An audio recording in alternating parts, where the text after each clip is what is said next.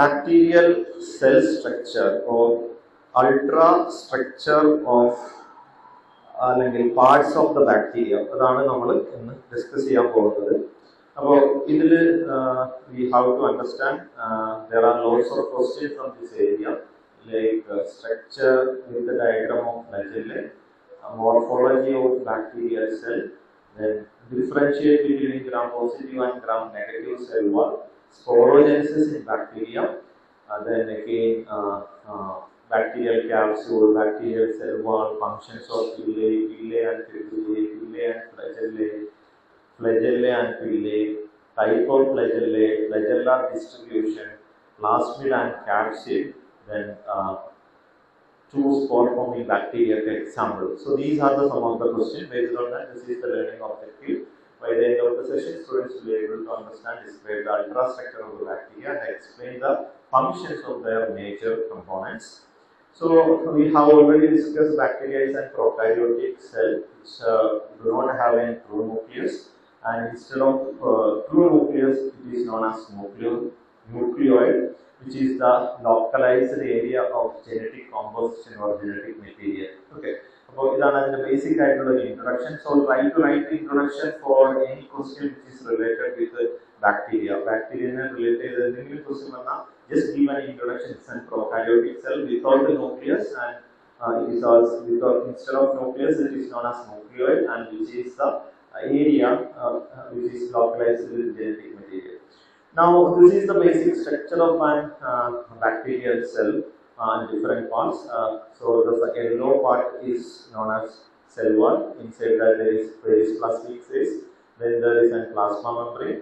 Inside the plasma membrane it is cytoplasm. In the cytoplasm there are ribosome and inclusion bodies and nucleoid. And outside the cell wall there is one capsule and there is an S layer and there are some flagellae. So this is another pictorial representation. And out to the outside the cell wall there is capsule. Sometimes in some specific microorganisms there will be some endospores, and there are some pillae as well as fibrillae and flagellae, which are the cell surface structures.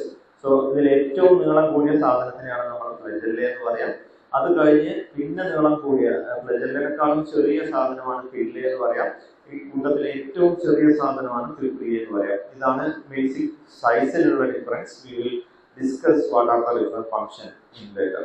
So this is the three-dimensional structure just to understand. So this picture you should draw for any kind of question. 2 mark question ചോദിക്കുകയാണെങ്കിൽ നിർബന്ധമായിട്ട് അത് നമ്മൾ എഴുതിയിട്ടുണ്ടായിരിക്കണം. Okay. So this is the different cellular component. We have cellular component and cell surface component. So cellular component includes cell wall, cytoplasmic membrane, cytoplasm, nucleoid, plasmid, ribosome, and inclusion granules. And cell surface component, which are the organelles which is present outside the cell wall, which include flagellae, fibrillae, pillae, capsule or slim layer, and S layer. Now let's start with the first organs of the bacteria, that is the cell wall. So this is the outermost layer. Because നമ്മൾ എന്തുകൊണ്ടാണ് outermost layer എന്ന് പറയുന്നത് കഴിഞ്ഞാൽ വളരെ ചെറിയ അല്ലെങ്കിൽ ചെറിയ group of micro ഓർഗാനിസത്തിന് മാത്രമേ യൂഷ്വലി ക്യാപ്സ്യൂൾസ് ഉണ്ടാവുള്ളൂ, അല്ലെങ്കിൽ സ്ലിം ലെയേഴ്സ് ഉണ്ടാവുള്ളൂ. എല്ലാ മൈക്രോ ഓർഗാനിസത്തിനും എന്തായാലും എക്സെപ്റ്റ് മൈക്രോപ്ലാസ്മ അതിന് മാത്രമേ സെൽ വാൾ ഉണ്ടാവുള്ളൂ. ഇത് നിർബന്ധമായിട്ടുള്ള ഒരു ഓർഗനാണ്. സോ ബേസിക് ഫംഗ്ഷൻ ഏറ്റവും ഔട്ടർമോസ്റ്റ് ആയിട്ടുള്ള പാർട്ട് ഓഫ് ദ സെല്ലാണ് സെൽ വാൾ എന്ന് പറയുന്നത് ബാക്ടീരിയയുടെ. And main function is to protect from osmotic lysis. Osmotic lysis എന്ന് പറഞ്ഞാൽ നിങ്ങൾക്ക് അറിയാമെന്നില്ലായിരിക്കുന്നു. Isosmotic അല്ലെങ്കിൽ hypotonic സൊല്യൂഷൻസിലൊക്കെ എടുക്കുന്ന സമയത്ത് sometimes there will be cell leakage. Osmotic ഗ്രേഡിയന്റിന് എഗൈൻസ്റ്റ് ഉള്ള ഒരു ഡൈലൂവൻസിന്റെ ട്രാൻസ്പോർട്ടേഷൻ ഒക്കെ നടക്കുന്നുണ്ട്. അപ്പോൾ അങ്ങനെ സെൽ വാൾ ബ്രേക്ക് ചെയ്യാതിരിക്കാൻ അല്ലെങ്കിൽ സെല്ല് ബ്രേക്ക് ചെയ്യാതിരിക്കുക എന്നുള്ളതാണ് അതിന്റെ മെയിൻ ഫംഗ്ഷൻ എന്ന് പറയുന്നത്. And also protect against from toxic substances. And second function is this is one of the component which will cause pathogenicity to host cell.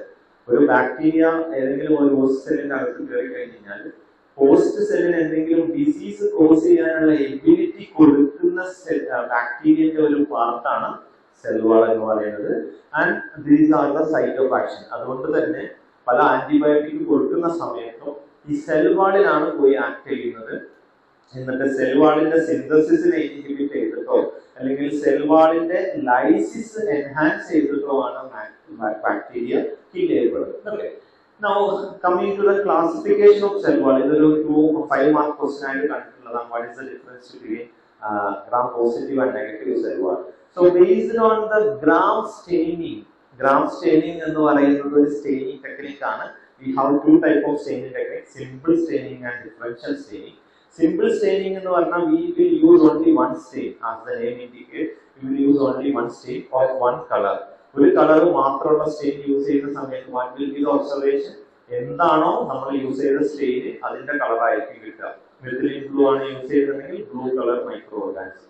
But differential staining എന്ന് പറഞ്ഞാൽ we will use more than 2 stain with 2 color. രണ്ട് കളറുള്ള രണ്ട് stain use ചെയ്തിട്ടുള്ള staining procedure ആണ് differential staining എന്ന് പറയുന്നത്. And this is used to differentiate the type of microorganism. So there are two type of differential staining, that is gram staining and acid fast staining. Gram staining നമ്മൾ stain ചെയ്തു കഴിഞ്ഞാൽ we will get two classes, that is gram positive bacteria and gram negative bacteria. Acid fast staining ചെയ്തു കഴിഞ്ഞാൽ we will get acid fast bacteria and non acid fast bacteria. അവിടെ positive negative അല്ല, acid fast bacteria, non acid fast bacteria. So this is the difference. Gram positive organism will give purple or blue color and gram negative will give pink or red color. അതിനെ base ചെയ്തിട്ടാണ് gram staining എല്ലാം ചെയ്ത് കഴിഞ്ഞതിന് ശേഷം നമുക്ക് micro ഓർഗാനിസത്തിന്റെ colour blue ആണ് കിട്ടുന്നത് എന്നുണ്ടെങ്കിൽ ആ മൈക്രോ ഓർഗാനിസത്തിന് നമ്മൾ gram പോസിറ്റീവ് ഓർഗാനിസം എന്ന് വിളിക്കും. അതല്ല നമുക്ക് കിട്ടുന്ന കളർ പിങ്ക് ഓർ റെഡ് കളറാണ് കിട്ടുന്നതെന്നുണ്ടെങ്കിൽ ആ മൈക്രോ ഓർഗാനിസത്തിന് നമ്മൾ എന്ത് വിളിക്കും? Gram negative micro organism. ഇത് സ്ട്രിക്റ്റ് ആയിട്ട് നിങ്ങൾക്ക് തന്നെ പഠിച്ചോളാം, കാരണം ഇത് നമ്മുടെ എക്സാമിന് ചോദിക്കുന്ന ഒരു മേജർ എക്സ്പെരിമെന്റ് ആണ്. പ്രാക്ടിക്കൽ എക്സാമിന് ചോദിക്കുന്ന മേജർ എക്സ്പെരിമെന്റ് ആണ്.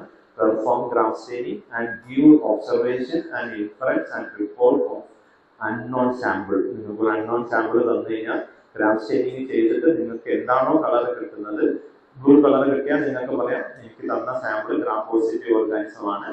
പിങ്ക് അല്ലെങ്കിൽ റെഡ് കളർ കിട്ടിയാൽ നിങ്ങൾക്ക് പറയാം നിങ്ങൾക്ക് തന്ന സാമ്പിൾ ഗ്രാം നെഗറ്റീവ് ഓർഗാനിസം ആണ്. ഓക്കെ, ഇനി എങ്ങനെയാണ് ഗ്രാം സ്റ്റെയിനിങ് ചെയ്യുക എന്നുള്ളതാണ്. ഓക്കെ, ഏത് സ്ട്രെയിനിങ് പ്രൊസീജിയർ ചെയ്യാണെന്നുണ്ടെങ്കിലും ആദ്യം നമ്മൾ ചെയ്യേണ്ട പരിപാടി നിങ്ങൾക്ക് സ്റ്റെറിലൈസ് ചെയ്ത് തന്നിരിക്കുന്ന ഗ്ലാസ് സ്ലൈഡ് ക്ലീൻ ചെയ്യുക എന്നുള്ളതാണ്. ഗ്ലാസ് സ്ലൈഡ് എങ്ങനെയാണ് ക്ലീൻ ചെയ്യുക?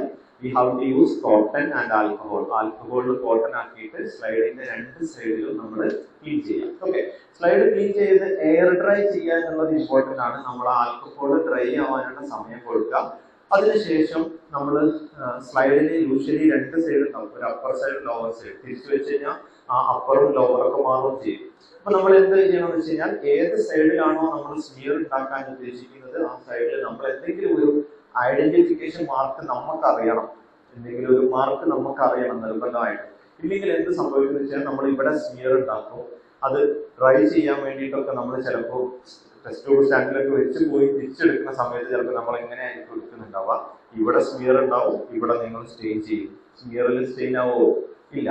അപ്പൊ അത് അവോയ്ഡ് ചെയ്യാൻ വേണ്ടിയിട്ട് നമ്മൾ എന്ത് ചെയ്യാം, ഏത് സൈഡിലാണ് നിങ്ങൾ സ്മിയർ ഉണ്ടാക്കുന്നതെന്ന് ഐഡന്റിഫൈ ചെയ്യാം. അതിനുശേഷം നമ്മൾ ഇനോക്കുലേറ്റിംഗ് ലൂപ്പ് കഴിഞ്ഞ ക്ലാസ്സിൽ ഞാൻ കാണിച്ചിട്ടുണ്ടായിരുന്നു. ഇനോക്കുലേറ്റിംഗ് ലൂപ്പ് എന്ത് ചെയ്യണം? ഇനോക്കുലേറ്റിംഗ് ലൂപ്പ് നിർബന്ധമായിട്ടും നമ്മൾ this is the inoculating loop, suspension of inoculating loop നമ്മൾ ബർണറിൽ കാണിച്ചിട്ട് ഇത് ഫ്ലെയിം ചെയ്യാം. റെഡ് ഹീറ്റ് ആവുന്നത് വരെ ഫ്ലെയിം ചെയ്യാം. അതിനുശേഷം തണുക്കാനുള്ള സമയം കൊടുക്കുക. നിങ്ങൾക്ക് ടെസ്റ്റ് ട്യൂബിൽ തന്നിരിക്കുന്ന സസ്പെൻഷൻ ഓഫ് മൈക്രോ ഓർഗാനിസത്തിൽ ഡിപ്പ് ചെയ്യുക. നിങ്ങൾ ക്ലീൻ ചെയ്ത് വെച്ചിരിക്കുന്ന ഏത് സൈഡിലാണോ നിങ്ങൾ സ്മിയർ ഉണ്ടാക്കാൻ ഉദ്ദേശിക്കുന്നത് അതിന്റെ ഏറ്റവും സെന്ററിൽ അതിന്റെ ലൂപ്പ് കൊടുത്ത് വെക്കുക. ഇതുപോലെ യൂണിഫോം ആയിട്ട് ഒരു ലെയർ കിട്ടുന്ന രീതിയിൽ ഫ്രം സെന്റർ ടു ബാക്കിയുള്ള സൈഡിലോട്ട് നമ്മൾ സ്മിയർ ഉണ്ടാക്കുക. എപ്പോഴും സ്മിയർ ഉണ്ടാക്കുന്ന സമയത്ത് സെന്ററിൽ സ്മിയർ ഉണ്ടാക്കാൻ ശ്രമിക്കുക. ഓക്കെ, അപ്പൊ ഇതാണ് സ്മിയർ ഉണ്ടാക്കുക എന്ന് പറയുന്ന പ്രൊസീജിയർ. ഫസ്റ്റ് സാധനം സ്മിയർ ഉണ്ടാക്കുക. സ്മിയർ ഉണ്ടാക്കി കഴിഞ്ഞാൽ we have to air dry. അതിന് എയറിൽ ഉണങ്ങാനുള്ള സമയം കൊടുക്കണം. അത് ഡിപ്പെൻഡിങ് ഓൺ ദ സൊല്യൂഷൻ, നിങ്ങൾ എടുത്തിരിക്കുന്ന സൊല്യൂഷൻ അനുസരിച്ച് ചിലപ്പോൾ 1 മിനിറ്റ് 2 മിനിറ്റ് 3 മിനിറ്റ്സ് ഒക്കെ ആവും. ഉണങ്ങിയതിന് ശേഷം നമ്മൾ ഫ്ലെയിമിൽ കാണിച്ച് ജസ്റ്റ് ഒന്ന് ഹെയർ ഡ്രൈ ചെയ്യണം. ഈ suppose this is A flame, നിങ്ങളെ സ്ലൈഡ് എടുത്ത് ജസ്റ്റ് ഇങ്ങനെ ഇവിടെയാണ് നമ്മൾ സ്ഫിയർ ഉണ്ടാക്കിയിട്ടുള്ളത്. താഴ്ഭാഗം ജസ്റ്റ് ഫ്ലെയിമിൽ കാണിച്ചിട്ട് എന്ത് ചെയ്യാം, സ്ഫിയർ ഒന്ന് ഹീറ്റ് ഡ്രൈ ചെയ്യാം. ഓക്കെ, ഹീറ്റ് ഡ്രൈ ചെയ്യുക. ഹീറ്റ് ഡ്രൈ ചെയ്യുന്നത് എന്താണെന്ന് വെച്ചാൽ ഫിക്സ് ചെയ്യാൻ വേണ്ടിയിട്ടാണ്. മൈക്രോ ഓർഗാനിസത്തിന് ഒരു സ്പെസിഫിക് സ്ഥലത്ത് അവിടെ ഫിക്സ് ചെയ്യാൻ വേണ്ടിയിട്ടാണ് ഹീറ്റ് ഫിക്സ് ചെയ്യുന്നത്. ഓക്കെ, ഹീറ്റ് ഫിക്സ് ചെയ്തതിന് ശേഷം നമ്മൾ ആദ്യം ചെയ്യുന്നത് പ്രൈമറി സ്റ്റെയിൻ യൂസ് ചെയ്യാവുന്നതാണ്. ക്രിസ്റ്റൽ വയലറ്റ് അല്ലെങ്കിൽ ജംഗ്ഷൻ വയലറ്റ് എന്ന് പറയുന്ന സ്റ്റെയിൻ ആണ് യൂസ് ചെയ്യുന്നത്. This is important. Crystal violet primary stain എന്നാണ് പറയാം. ആദ്യത്തെ സ്റ്റെയിനെ പ്രൈമറി സ്റ്റെയിൻ എന്നാണ് പറയാം. പേര് പറയുന്ന പോലെ വയലറ്റ് കളർ അല്ലെങ്കിൽ ബ്ലൂ കളർ ആയിരിക്കും ഉണ്ടാവുക. അത് സ്റ്റെയിന് ഇതിന്റെ നമ്മൾ ഉണ്ടാക്കിയ സ്മിയറിന്റെ മുകളിൽ ഡ്രോപ്പ് ബൈ ഡ്രോപ്പ് ആയിട്ടാണ് നമ്മൾ ഡ്രോപ്പ് ചെയ്യേണ്ടത്. 1 or 2 ഡ്രോപ്പ് നമ്മൾ എത്തിച്ചതിന് ശേഷം ഈ എൻറ്റയർ സ്മിയർ നമ്മൾ നിറയുന്നത് 2 or 3 ഡ്രോപ്പ് കൊണ്ട് ആ സ്മിയർ കംപ്ലീറ്റ് ആയിട്ട് കവർ ആവും. സ്മിയർ നമ്മളെപ്പോഴും നമുക്ക് വാഷ് ബേസിനിൽ 2 ഗ്ലാസ് റോഡൊക്കെ വെച്ചിട്ട് ഗ്ലാസ് റോഡിന്റെ മുകളിൽ ഈ സ്ലൈഡ് വെച്ച് അതിന്റെ മുകളിൽ വെച്ച് ചെയ്യുന്നതാണ് എപ്പോഴും നല്ലത്. 1 മിനിറ്റ് നമ്മളിത് ട്രീറ്റ് ചെയ്യേണ്ടതുണ്ട്. ക്രിസ്റ്റൽ വയലറ്റ് വെച്ച് 1 മിനിറ്റ് നമ്മൾ ട്രീറ്റ് ചെയ്യാം. 1 മിനിറ്റ് കഴിഞ്ഞ് കഴിഞ്ഞാൽ സ്ലൈഡിനെ ചെരിച്ച് പിടിക്കാം. ഏറ്റവും മുകളിൽ വാഷിംഗ് ബോട്ടിൽ യൂസ് ചെയ്തിട്ട് വാഷ് ചെയ്യാം. അപ്പോൾ പ്രൈമറി സ്റ്റെയിൻ അവിടുന്ന് റിമൂവ് ആവും. ഇനി രണ്ടാമത്തത് ഗ്രാം സൈഡിൻ എന്ന് പറയുന്ന സാധനം ആഡ് ചെയ്യാം. ഇതേപോലെ ആഡ് ചെയ്യാം. 1 മിനിറ്റ് കീപ്പ് ചെയ്യാം. 1 മിനിറ്റ് കഴിഞ്ഞാൽ അഗെയിൻ വാഷ് ചെയ്യാം. ദെൻ നാലാമത്തെ സ്റ്റെപ്പായിട്ട് ആൽക്കഹോൾ 95% ഡീകളറൈസിങ് ഏജന്റ് ആഡ് ചെയ്യാം. Decolourising agent 30 to 45 second add ചെയ്യാം. അഗെയിൻ 45 സെക്കൻഡ് കഴിഞ്ഞാൽ വാഷ് ചെയ്യാം. Last one counter stain add ചെയ്യാം. സാഫ്രാനിനാണ് 1 മിനിറ്റ് ട്രീറ്റ് ചെയ്യാം. ഓക്കെ, 1 മിനിറ്റ് കഴിഞ്ഞാൽ അഗെയിൻ എയർ ഡ്രൈ വാഷ് ചെയ്യാം. എയർ ഡ്രൈ ചെയ്യാം. 45x ഫോക്കസ് ചെയ്യാം. ഒബ്സർവേഷൻ നോക്കാം. ഒബ്സർവേഷൻ നോക്കുന്ന സമയത്ത് നിങ്ങൾക്ക് ഓർഗാനിസത്തിന്റെ കളർ ബ്ലൂ കളറാണ് കിട്ടിയതെങ്കിൽ നിങ്ങൾക്ക് കൺഫേം ചെയ്യാം. നിങ്ങൾക്ക് തന്ന സാമ്പിള് ഗ്രാം പോസിറ്റീവ് ആണ്, അതെല്ലാം റെഡ് കളറാണ് തന്നതെന്നുണ്ടെങ്കിൽ നിങ്ങൾക്ക് കൺഫേം ചെയ്യാം എന്താണ് ഗ്രാം നെഗറ്റീവ് ആണ്. Okay, so this is the procedure for gram staining. നിങ്ങളെ മേജർ എക്സ്പെരിമെന്റ് ആണ്. ആ ഒരു ഇമ്പോർട്ടൻസ് നിങ്ങൾ മനസ്സിലാക്കാം. സ്റ്റെയിനിന്റെ പേര് നിർബന്ധമായിട്ട് പഠിച്ചു വെക്കണം. ട്രീറ്റ്മെന്റ് ഓർഡർ നിർബന്ധമായിട്ട് പഠിച്ചു വെക്കണം. Primary stain, crystal violet, then counter stain, moderate എന്നാണ് അവർ പറയാ. പ്രൈമറി സ്റ്റെയിനുമായിട്ട് കോംപ്ലക്സ് ഉണ്ടാക്കാൻ വേണ്ടിയിട്ട് യൂസ് ചെയ്യുന്ന സാധനമാണ് ഗ്രാം സൈഡിൻ എന്ന് പറയുന്നത്. അപ്പൊ ഇതിനെ മോഡറേറ്റ് എന്നാണ് പറയാ. അതിനുശേഷം ആൽക്കഹോൾ ആണ്. എത്തനോൾ 95% ആണ് യൂസ് ചെയ്യുന്നത്. ഡീകളറൈസിങ് ഏജന്റ് ആണ്. ദെൻ സാഫ്രാനിൻ ആഡ് ചെയ്യാം. ഓക്കെ, അപ്പോൾ പ്രൈമറി സ്റ്റെയിൻ ആഡ് ചെയ്യുന്ന സമയത്ത് നമുക്ക് എന്ത് കളർ കിട്ടും? യൂഷ്വലി ബ്ലൂ കളർ അല്ലെങ്കിൽ വയലറ്റ് കളർ കിട്ടും. മോഡറേറ്റ് ആഡ് ചെയ്യുമ്പോൾ എന്ത് കിട്ടും? ഈ പ്രൈമറി സ്റ്റെയിനുമായിട്ട് ഗ്രാം സൈഡിൻ കോംപ്ലക്സ് ഫോം ചെയ്തിട്ട് ആദ്യം കിട്ടിയ കളർ ഒന്നും കൂടി ഇന്റൻസിഫൈ ചെയ്യും. ബ്ലൂ കളർ തന്നെ കിട്ടും. ആൽക്കഹോൾ ആഡ് ചെയ്യുന്ന സമയത്ത് എന്ത് സംഭവിക്കും? Gram positive organism blue colour തന്നെ കാണിക്കും. ഗ്രാം നെഗറ്റീവ് ഓർഗാനിസം ഡീകളറൈസ് ആവും. ഗ്രാം നെഗറ്റീവ് ഓർഗാനിസം ഡീകളറൈസ് ആവും. സാഫ്രാനിൻ ആഡ് ചെയ്യുന്ന സമയത്ത് എന്ത് സംഭവിക്കും? Gram positive organism already blue colour കാണിച്ചുകൊണ്ടിരിക്കുകയാണ്. അവിടെ നമുക്ക് പുതിയ ആഡ് ചെയ്ത സ്റ്റെയിൻ കയറൂല. പകരം എന്ത് സംഭവിക്കും? ഗ്രാം നെഗറ്റീവിലാണെങ്കിൽ നമ്മൾ നേരത്തെ ആഡ് ചെയ്തിട്ടുള്ള ഗ്രാം സൈഡിന്റെ കളർ അവിടെ പോയിട്ടുണ്ട്. ആ സ്ഥലത്ത് നമ്മൾ ആഡ് ചെയ്ത കൗണ്ടർ സ്റ്റെയിനിന്റെ കളർ കാണിക്കും. അതാണ് സാഫ്രാനിന്റെ കളറായിട്ടുള്ള പിങ്ക്. ഓക്കെ, അപ്പോ നമ്മളെ ക്വസ്റ്റ്യൻ ഇതാണ്. നമ്മൾ സെയിം റിയേജന്റ് ആണ് യൂസ് ചെയ്തത്, സെയിം പ്രൊസീജിയർ ആണ് ഫോളോ ചെയ്തത്. എന്തുകൊണ്ട് gram positive organism blue colour തന്നു? എന്തുകൊണ്ട് gram negative organism red colour തന്നു? ആൻസർ വളരെ സിമ്പിൾ ആണ്. എന്തുകൊണ്ടാണ്? ഡീകളറൈസിങ് ഏജന്റ് യൂസ് ചെയ്ത സമയത്ത് ഗ്രാം പോസിറ്റീവ് ഓർഗാനിസംസുകള് ഡീകളറൈസേഷൻ നടന്നില്ല. ഗ്രാം നെഗറ്റീവ് ഓർഗാനിസം ഡീകളറൈസേഷൻ നടന്നു. അങ്ങനെ ഡീകളറൈസേഷൻ നടന്നുകൊണ്ട് കൗണ്ടർ സ്റ്റെയിൻ ആഡ് ചെയ്ത സമയത്ത് കൗണ്ടർ സ്റ്റെയിനിന്റെ കളർ എന്തിന് കിട്ടി? ഗ്രാം നെഗറ്റീവ് ഓർഗാനിസത്തിന് കിട്ടി. അപ്പൊ അടുത്ത ക്വസ്റ്റ്യൻ ഇതാണ്, എന്തുകൊണ്ട് ഗ്രാം പോസിറ്റീവ് മാത്രം ഗ്രാം നെഗറ്റീവ് മാത്രം ഡീകളറൈസ് ആയി, ഗ്രാം പോസിറ്റീവ് ഓർഗാനിസം ഡീകളറൈസ് ആയില്ല? അതിന്റെ ആൻസർ ആണ് നമ്മൾ ഇപ്പൊ ഇനി പഠിക്കാൻ പോകുന്നത്. സെൽ വാളിൽ എന്ത് ഡിഫറൻസ് കൊണ്ടാണ് ഇങ്ങനെ ഒരു കളർ കിട്ടി എന്നുള്ളത് പറയാൻ പോകുന്നത്. Okay, so basically cell wall നമ്മൾ രണ്ടായിട്ട് ക്ലാസിഫൈ ചെയ്തു, ഗ്രാം പോസിറ്റീവ് സെൽ വാൾ എന്ന് പറഞ്ഞു, gram negative. So first difference is gram positive cell wall have A thick peptidoglycan layer, and there is an perisplasmic space, then a plasma membrane. Okay, thick peptidoglycan layer ഉള്ളത് ആർക്കാണ്? Gram positive cell വാളിനാണ്. ചെറിയ ഒരു space ഉണ്ട്, അതിനെയാണ് പെരിസ്പ്ലാസ്മിക് space എന്ന് പറയുന്നത്. then plasma membrane ഉണ്ട്. ഏറ്റവും പുറത്ത് കാണുന്നത് പെപ്റ്റിഡോഗ്ലൈക്കൻ ലെയർ, അതിന്റെ അകത്ത് ഒരു periplasmic space, then plasma membrane. Okay, gram നെഗറ്റീവിലോട്ട് വരുന്ന സമയത്ത് ഇവിടെ 3 ലെയറുകൾ ഉണ്ടെന്ന് മാത്രമല്ല, ഏറ്റവും പുറത്ത് കാണുന്ന ലെയർ എന്ന് പറയുന്നത് പെപ്റ്റിഡോഗ്ലൈക്കൻ ലെയർ അല്ല, അതിന് പകരം ലിപ്പോപോളിസാക്കറൈഡ് ലെയർ ആണ്. ഈ പെപ്റ്റിഡോഗ്ലൈക്കൻ ലെയർ ഉണ്ട്, അത് അതിന്റെ സെൻട്രൽ ആയിട്ട് കാണുന്ന ഭാഗമാണ്. അതാണ് തിന്നായിട്ടുള്ള, ഇതിനെ കമ്പയർ ചെയ്യുന്ന സമയത്ത് വളരെ തിന്നായിട്ടുള്ള സാധനമാണ് സെൻട്രലിൽ കാണുന്ന പെപ്റ്റിഡോഗ്ലൈക്കൻ ലെയർ എന്ന് പറയുന്നത്. പ്ലാസ്മ മെംബ്രെയിൻ, എല്ലാ സെല്ലിലും ഉള്ള പോലെ തന്നെ പ്ലാസ്മ മെംബ്രെയിൻ ഇവിടെയും കൂടി. Okay, this is the first difference, gram positive cell വാളും നെഗറ്റീവ് സെൽ വാളും തമ്മിലുള്ള ഫസ്റ്റ് ഡിഫറൻസ്. ഓക്കെ, ഇനി നമ്മൾ ഗ്രാം പോസിറ്റീവിനെ ഡീറ്റെയിൽ ആയിട്ട് പഠിക്കാൻ പോവാണ്. ഇതിലുള്ള പെപ്റ്റിഡോഗ്ലൈക്കൻ ലെയർ എന്ന് പറയുന്നത് തിക്കാണ്, 20 to 80 നാനോമീറ്റർ തിക്നെസ് ഉണ്ട്. അത് കമ്പോസ് ചെയ്തിരിക്കുന്ന മ്യൂലിൻ എന്ന് പറഞ്ഞ ഒരു ലെയർ കൊണ്ടാണ്.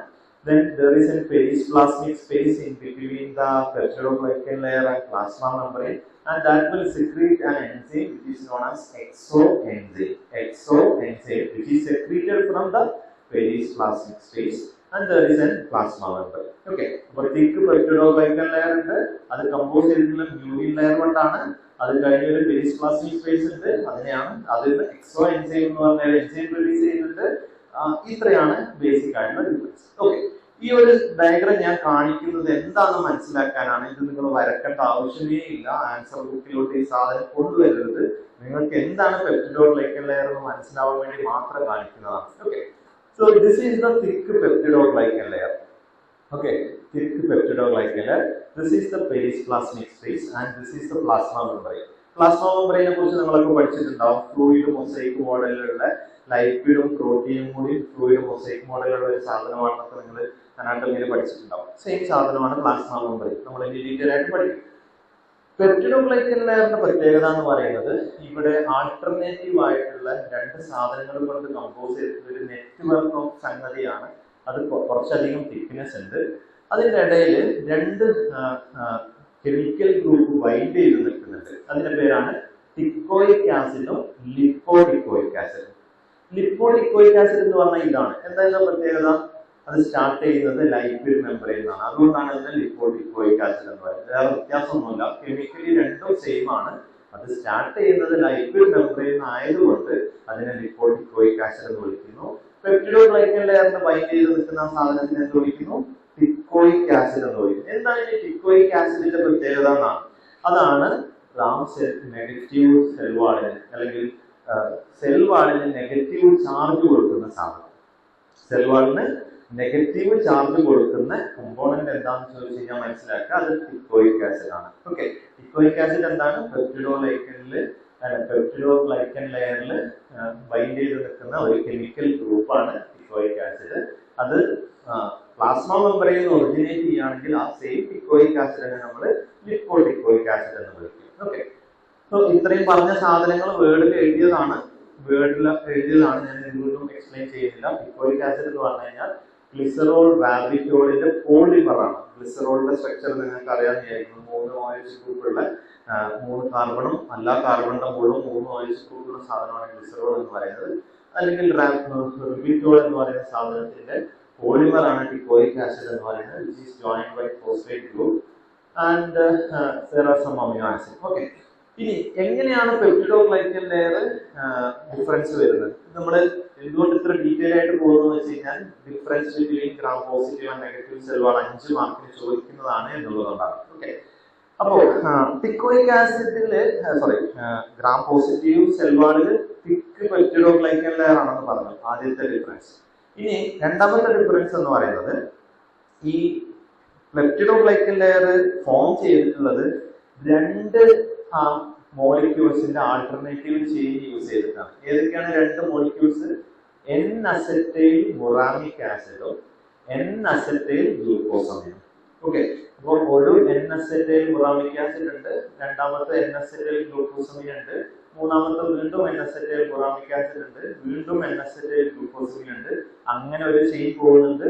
രണ്ടാമതും അങ്ങനെ തന്നെ ഒരു ചെയിൻ പോകുന്നുണ്ട്. മൂന്നാമത്, നാലാമത്, അഞ്ചാമത്, ആറാമതായിട്ടും ഇതേ സാധനം റിപ്പീറ്റ് ചെയ്യുന്നുണ്ട്. N-acetyl muramic acid ഉണ്ട്, N-acetyl glucosamine ഉണ്ട്. ഇനി ഇതില് N-acetyl muramic acid എന്ന് പറയുന്ന സാധനം, N-acetyl muramic acid എന്ന് പറയുന്ന സാധനത്തിൽ 4 അമിനോ ആസിഡുകൾ ജോയിൻ ചെയ്ത് നിൽക്കുന്നുണ്ട്.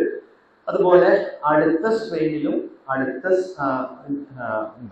അടുത്ത ചെയിനിലുള്ള N-acetyl muramic ആസിഡിലും 4 അമിനോ ആസിഡുകൾ ജോയിൻ ചെയ്ത് നിൽക്കുന്നുണ്ട്. ഈ അഡ്ജസന്റ് ആയിട്ടുള്ള 2 ചെയിനിലുള്ള 4 അമിനോ ആസിഡുകളിലെ ഒന്നാമത്തതിലെ ഫസ്റ്റ് അമിനോ ആസിഡും രണ്ടാമത്തതിലെ മൂന്നാമത്തെ അമിനോ ആസിഡുമായിട്ടൊരു ലിങ്കേജും ഉണ്ട്. ഇതാണ് basic structure. Okay, N-acetyl muramic acid ഉണ്ട്, N-acetyl glucosamine ഉണ്ട്. ഒരു N-acetyl muramic ആസിഡിലുള്ള ഒരു ചെയിനിലുള്ള 4 അമിനോ ആസിഡില് മൂന്നാമത്തെ അമിനോ ആസിഡും രണ്ടാമത്തെ അഡ്ജസന്റ് ആയിട്ടുള്ള ഈ N-acetyl muramic acid glucosamine ചെയിനിന്റെ അതിന്റെ മുകളിലുള്ള 4 അമിനോ ആസിഡിലെ ആദ്യത്തെ അമിനോ ആസിഡും തമ്മിൽ ഒരു ബോണ്ട് വന്നിട്ടുണ്ട്. ഏതൊക്കെയാണ് ഇനി അമിനോ ആസിഡ് എന്നുള്ളതാണ്. 4 അമിനോ ആസിഡ് എന്ന് പറഞ്ഞു. അമിനോ ആസിഡിന്റെ സീക്വൻസ് ആണ് L-alanine, D-glutamic acid, L-lysine and D-alanine. Okay, ഇതിലുള്ള മൂന്നാമത്തെ അമിനോ ആസിഡ് ഗ്രാം പോസിറ്റീവിലും ഗ്രാം നെഗറ്റീവിലും വേറെ സാധനങ്ങളാണ്. ബാക്കിയുള്ളതെല്ലാം സെയിം ആണ്, ബാക്കിയുള്ള സ്ട്രക്ചർ ഒക്കെ സെയിം ആണ്. N-acetyl muramic acid ആണ് ഗ്രാം പോസിറ്റീവിലും നെഗറ്റീവിലുള്ള, N-acetyl glucosamine ആണ് ഗ്രാം പോസിറ്റീവിലും നെഗറ്റീവിലുള്ളത്. N-acetyl muramic ആസിഡിന്റെ മുകളിലാണ് 4 അമിനോ ആസിഡുകൾ ഉള്ളത്. 4 അമിനോ ആസിഡിന്റെ ഓർഡർ എന്ന് പറയുന്നത് L-alanine, D-glutamic acid, L-lysine and D-alanine. ഈ മൂന്നാമത്തെ അമിനോ ആസിഡ് പോസിറ്റീവിലാണെങ്കിൽ L-lysine ആയിരിക്കും, നെഗറ്റീവിലാണെങ്കിൽ meso-diamino-pimelic acid ആയിരിക്കും. സോ ആദ്യത്തെ ഡിഫറൻസ് നമ്മൾ എന്താ പറഞ്ഞത്? ഗ്രാം പോസിറ്റീവ് നെഗറ്റീവ് സെൽ വാൾ തമ്മിൽ തിക്ക് പെപ്റ്റിഡോഗ്ലൈക്കൻ ലെയറും തിന്ന് പെപ്റ്റിഡോഗ്ലൈക്കൻ ലെയറും. രണ്ടാമത്തെ ഡിഫറൻസ് എന്താണ്? N-acetyl muramic ആസിഡിന്റെ മുകളിലുള്ള അമിനോ ആസിഡ് സീക്വൻസിൽ മൂന്നാമത്തെ അമിനോ ആസിഡ് L-lysine ആണ് ഗ്രാം പോസിറ്റീവിന്റെ കേസിൽ, meso-diamino-pimelic acid ആണ് ഗ്രാം നെഗറ്റീവിന്റെ കേസിൽ. Okay, so this is the difference. ഇനി അടുത്ത ഡിഫറൻസ് എന്താണെന്നല്ലേ, നമ്മൾ പറഞ്ഞു ഈ ബോണ്ട് ഫോം ചെയ്യുക എന്ന് പറഞ്ഞല്ലോ. ഈ N-acetyl muramic ആസിഡിന്റെ മുകളിൽ L-alanine, D-glutamic acid, L-lysine, D-alanine, ഇപ്പുറത്തെ L-alanine, D-glutamic acid, L-lysine തമ്മിൽ ഒരു ബോണ്ട് ഫോം ചെയ്യുന്നുണ്ടെന്ന് പറഞ്ഞു. ഗ്രാം പോസിറ്റീവിന്റെ കേസിൽ പെന്റാഗ്ലൈസിൻ ലിങ്കേജ് ആണ്. 5 ഗ്ലൈസിൻ അമിനോ ആസിഡുകൾ ജോയിൻ ചെയ്തിട്ടുള്ള ലിങ്കേജ് ആണ് ഗ്രാം പോസിറ്റീവിന്റെ കേസിൽ. ഗ്രാം നെഗറ്റീവിന്റെ കേസിൽ ഇത് ഡയറക്റ്റ് ലിങ്കേജ് ആണ്. ഓക്കെ, അപ്പോ ഞാൻ ഇത്രയും പറഞ്ഞ സാധനങ്ങളിൽ നിങ്ങൾ നിർബന്ധമായിട്ടും വരച്ചു വെക്കേണ്ട ഒരു ഫിഗർ എന്ന് പറയുന്നതാണ്. ഇത് വരച്ചു കഴിഞ്ഞാൽ എന്താ നിങ്ങൾക്ക് കൺഫ്യൂഷൻ വല്ലതുണ്ടോ? N-acetyl muramic acid, ഇവിടെ കുറച്ചുകൂടി N-acetyl muramic ആസിഡും N-acetyl glucosamine കൂടി ജോയിൻ ചെയ്ത് വെച്ചോളൂ. ഇവിടെയും N-acetyl muramic ആസിഡും ചെയിൻ വരച്ചു വെക്കാം. ഇതൊന്നും എക്സ്പാൻഡ് ചെയ്ത് എഴുതി വെച്ച് വെക്കാം. L-alanine, D-glutamic acid, L-lysine, D-alanine. ഇപ്പുറത്ത് അതുപോലെ തന്നെ L-lysine, D-glutamic acid, L-lysine and D-alanine. That is with the pentaglycine linkage. So this figure is important while answering the question. ബാക്കിയുള്ള ഫിഗർ ഒന്നും നിങ്ങൾ വരക്കേണ്ട ആവശ്യമില്ല, but this figure is important while answering the difference between gram positive and gram negative cell wall. Okay, ഈ figure നിർബന്ധമായിട്ട് നിങ്ങൾ വരച്ചിട്ടുണ്ടായിരിക്കണം. ഇങ്ങനെ ഒരു question ചോദിച്ചാൽ what is the difference between gram positive and negative cell wall എന്ന് മാത്രം question ചോദിച്ചാൽ, okay, gram positive and negative cell wall difference എന്താണെന്ന് ചോദിച്ചു കഴിഞ്ഞാൽ നിർബന്ധമായിട്ടും ഈ ഫിഗർ വരച്ചിട്ടുണ്ടായിരിക്കണം. നിങ്ങൾ വെറുതെ കുറേ കാര്യങ്ങൾ പാരഗ്രാഫ് ആയിട്ട് എഴുതുന്നതിന് പകരം ആ ഒറ്റ ഫിഗർ വരച്ചു കഴിഞ്ഞാൽ നിങ്ങൾക്ക് ക്ലാരിറ്റി ഉണ്ട് എന്നുള്ള കാര്യം ക്ലിയർ ആവും. എന്താണ് പെപ്റ്റിഡോഗ്ലൈക്കൻ ലെയറിന്റെ സ്ട്രക്ചർ, അതിലുള്ള കമ്പോണൻസുകൾ എന്തൊക്കെയാണ്, അതെങ്ങനെയാണ് ഫോം ചെയ്തിട്ടുള്ളത്. Okay, so that's all about the gram positive cell wall. ഇത്രയാണ് ഡിഫറൻസ് ഉള്ളത്. ക്ലിയർ ആണല്ലോ അല്ലെ? തിക്ക് പെപ്റ്റിഡോഗ്ലൈക്കൻ ലെയർ ഉണ്ട്, പ്ലാസ്മ മെംബ്രെയിൻ ഉണ്ട്, അതിന്റെ ഇടയിൽ ബേസ് പ്ലാസ്റ്റിക് ഫേസ് ഉണ്ട്. പെപ്റ്റിഡോഗ്ലൈക്കൻ ലെയർ കമ്പോസിറ്റിലെ എൻ-അസറ്റൈൽ മുറാമിക് ആസിഡും എൻ-അസറ്റൈൽ ഗ്ലൂക്കോസിനും ആണ്. അതിൽ 4 അമിനോ ആസിഡുകൾ ഉണ്ട്. ഒന്നാമത്തതിന്റെ 3ാമത്തെ അമിനോ ആസിഡും ലാസ്റ്റത്തിന്റെ 4ാമത്തെ അമിനോ ആസിഡുകളും തമ്മിൽ ഒരു ബൈൻഡിങ് ഉണ്ട്. അത് പെന്റാഗ്ലൈസിൻ ലിങ്കേജ് ആണ്. പോസിറ്റീവില് ഡയറക്റ്റ് ആണ്, ഗ്രാം നെഗറ്റീവ്. ഓക്കെ, ഇനി ഗ്രാം നെഗറ്റീവിലോട്ട് വരാം. ഇവിടെ ഏറ്റവും പുറത്ത് കാണുന്നത് ഔട്ടർ മെംബ്രെയിൻ ആണ്. അത് ലിപ്പോ പോളിസാക്കറൈഡ് കൊണ്ടാണ് കമ്പോസ് ചെയ്തിരിക്കുന്നത്. ലിപ്പോ പോളിസാക്കറൈഡ് കൊണ്ടാണ്. അതിന്റെ അകത്താണ് നമ്മളെ ചെറിയ തിന്നായിട്ടുള്ള പെപ്റ്റിഡോഗ്ലൈക്കൻ ലെയർ ഉള്ളത്. അതിന്റെ അകത്ത് സാധാരണ കാണുന്ന പ്ലാസ്മ മെംബ്രെയിൻ ഉണ്ട്. ഇവരെ ബേസ് പ്ലാസ്റ്റിക് സ്പേസ് ഉണ്ട്. So this is A basic structure. Cell wall വരയ്ക്കുന്ന സമയത്ത് സെൽവാൾ ഇങ്ങനെ വരച്ചാൽ മതി, മറ്റേ ഡയഗ്രം ഒന്നും വരക്കണ്ട. ഓക്കെ, ഇതാണ് ഡീറ്റെയിൽ ആയിട്ടുള്ള സ്ട്രക്ചർ. നിങ്ങൾക്ക് മനസ്സിലാവാൻ വേണ്ടി മാത്രം കാണിക്കുന്നതാണ്. ഏറ്റവും താഴെ പ്ലാസ്മ മെംബ്രെയിൻ, ലൈപ്പിഡ് ബൈലെയർ ഉള്ള, അതിൽ പ്രോട്ടീൻ ഇംപെയർ ചെയ്തിട്ടുള്ള ഫ്ലൂയിഡ് മൊസൈക്ക് മോഡൽ കാണിക്കുന്ന പ്ലാസ്മ മെംബ്രെയിൻ. അതിന്റെ പുറത്തായിട്ട് ചെറിയ ഒരു പെപ്റ്റിഡോഗ്ലൈക്കൻ ലെയർ, ഏറ്റവും പുറത്തായിട്ട് lipopolysaccharide layer, outer membrane ആയിട്ടുള്ള ലിപ്പോ പോളിസാക്കറൈഡ് ലെയർ ഉണ്ട്. ഓക്കെ, ഇനി ഇവിടെ എന്താണ് ഡിഫറൻസ് എന്ന് ചോദിച്ചു കഴിഞ്ഞാല് ഇവിടെ 2 എക്സ്ട്രാ പ്രോട്ടീൻസുകൾ ഉണ്ട്. അതായത് പെപ്റ്റിഡോഗ്ലൈക്കൻ ലെയർ ഔട്ടർ മെംബ്രെയിനുമായിട്ട് സ്ട്രെങ്ത് കൊടുക്കാൻ വേണ്ടിയിട്ട് 2 രീതിയിലുള്ള പ്രോട്ടീൻസുകളുണ്ട്. ബ്രോൺ ലിപ്പോ പ്രോട്ടീൻസുകളും അഡ്ഹഷൻ സൈറ്റുകളും. ഓക്കെ, അപ്പോ ഇതാണ് കോവാലന്റി ബോണ്ട് ചെയ്യുന്നത്. പെപ്റ്റിഡോഗ്ലൈക്കൻ ലെയറുമായിട്ട് കോവാലന്റി ബോണ്ട് ചെയ്യുന്ന സാധനമാണ് ഈ സാധനം, ഈ ബ്രോൺസ് പ്രോട്ടീൻ എന്ന് പറയുന്നത്. ഈ പെപ്റ്റിഡോഗ്ലൈക്കൻ ലെയർ കണ്ടല്ലോ നിങ്ങൾ. ഈ പെപ്റ്റിഡോഗ്ലൈക്കൻ ലെയർ പുറത്തുള്ള ലിപ്പോ പോളിസാക്കറൈഡുമായിട്ട് ബൈൻഡ് ചെയ്യുന്ന ഒരു ലൈപ്പിഡ് സാധനത്തിനെയാണ് നമ്മൾ എന്ത് പറയുന്നത്? ബ്രോൺസ് ലിപ്പോ പ്രോട്ടീൻ എന്ന് പറയുന്നത്. ഓക്കെ, ബ്രോൺസ് ലിപ്പോ പ്രോട്ടീൻ എന്ന് പറയുന്നത്. രണ്ടാമതായിട്ട് നമുക്ക് we have the adhesion site, which is the region for direct contact or membrane fusion of outer membrane and plasma membrane. ഇത് പുറത്തുള്ള ഔട്ടർ മെംബ്രെയിനും പ്ലാസ്മ മെംബ്രെയിനും കൂടി കമ്പൈൻ ചെയ്യുന്ന ഒരു ഭാഗം അതിനുണ്ട്. താഴോട്ട് വരുന്ന ഈ പറയുന്ന സാധനങ്ങളാണ് ഈ പെപ്റ്റിഡോഗ്ലൈക്കൻ ലെയറും താഴത്തെ പ്ലാസ്മ മെംബ്രെയിനുമായിട്ട് ബൈൻഡ് ചെയ്യുന്ന അഡ്ഹഷൻ സൈറ്റുകളും കൂടി അതിനുണ്ട്. ഓക്കെ, അതാണ് ഡിഫറൻസ് എന്ന് പറയുന്നത്. ഇനി ഇതിലുള്ള ഡിഫറൻസ് ഓൾറെഡി നമ്മൾ പറഞ്ഞു. Instead of LIC we have diaminophenolic acid.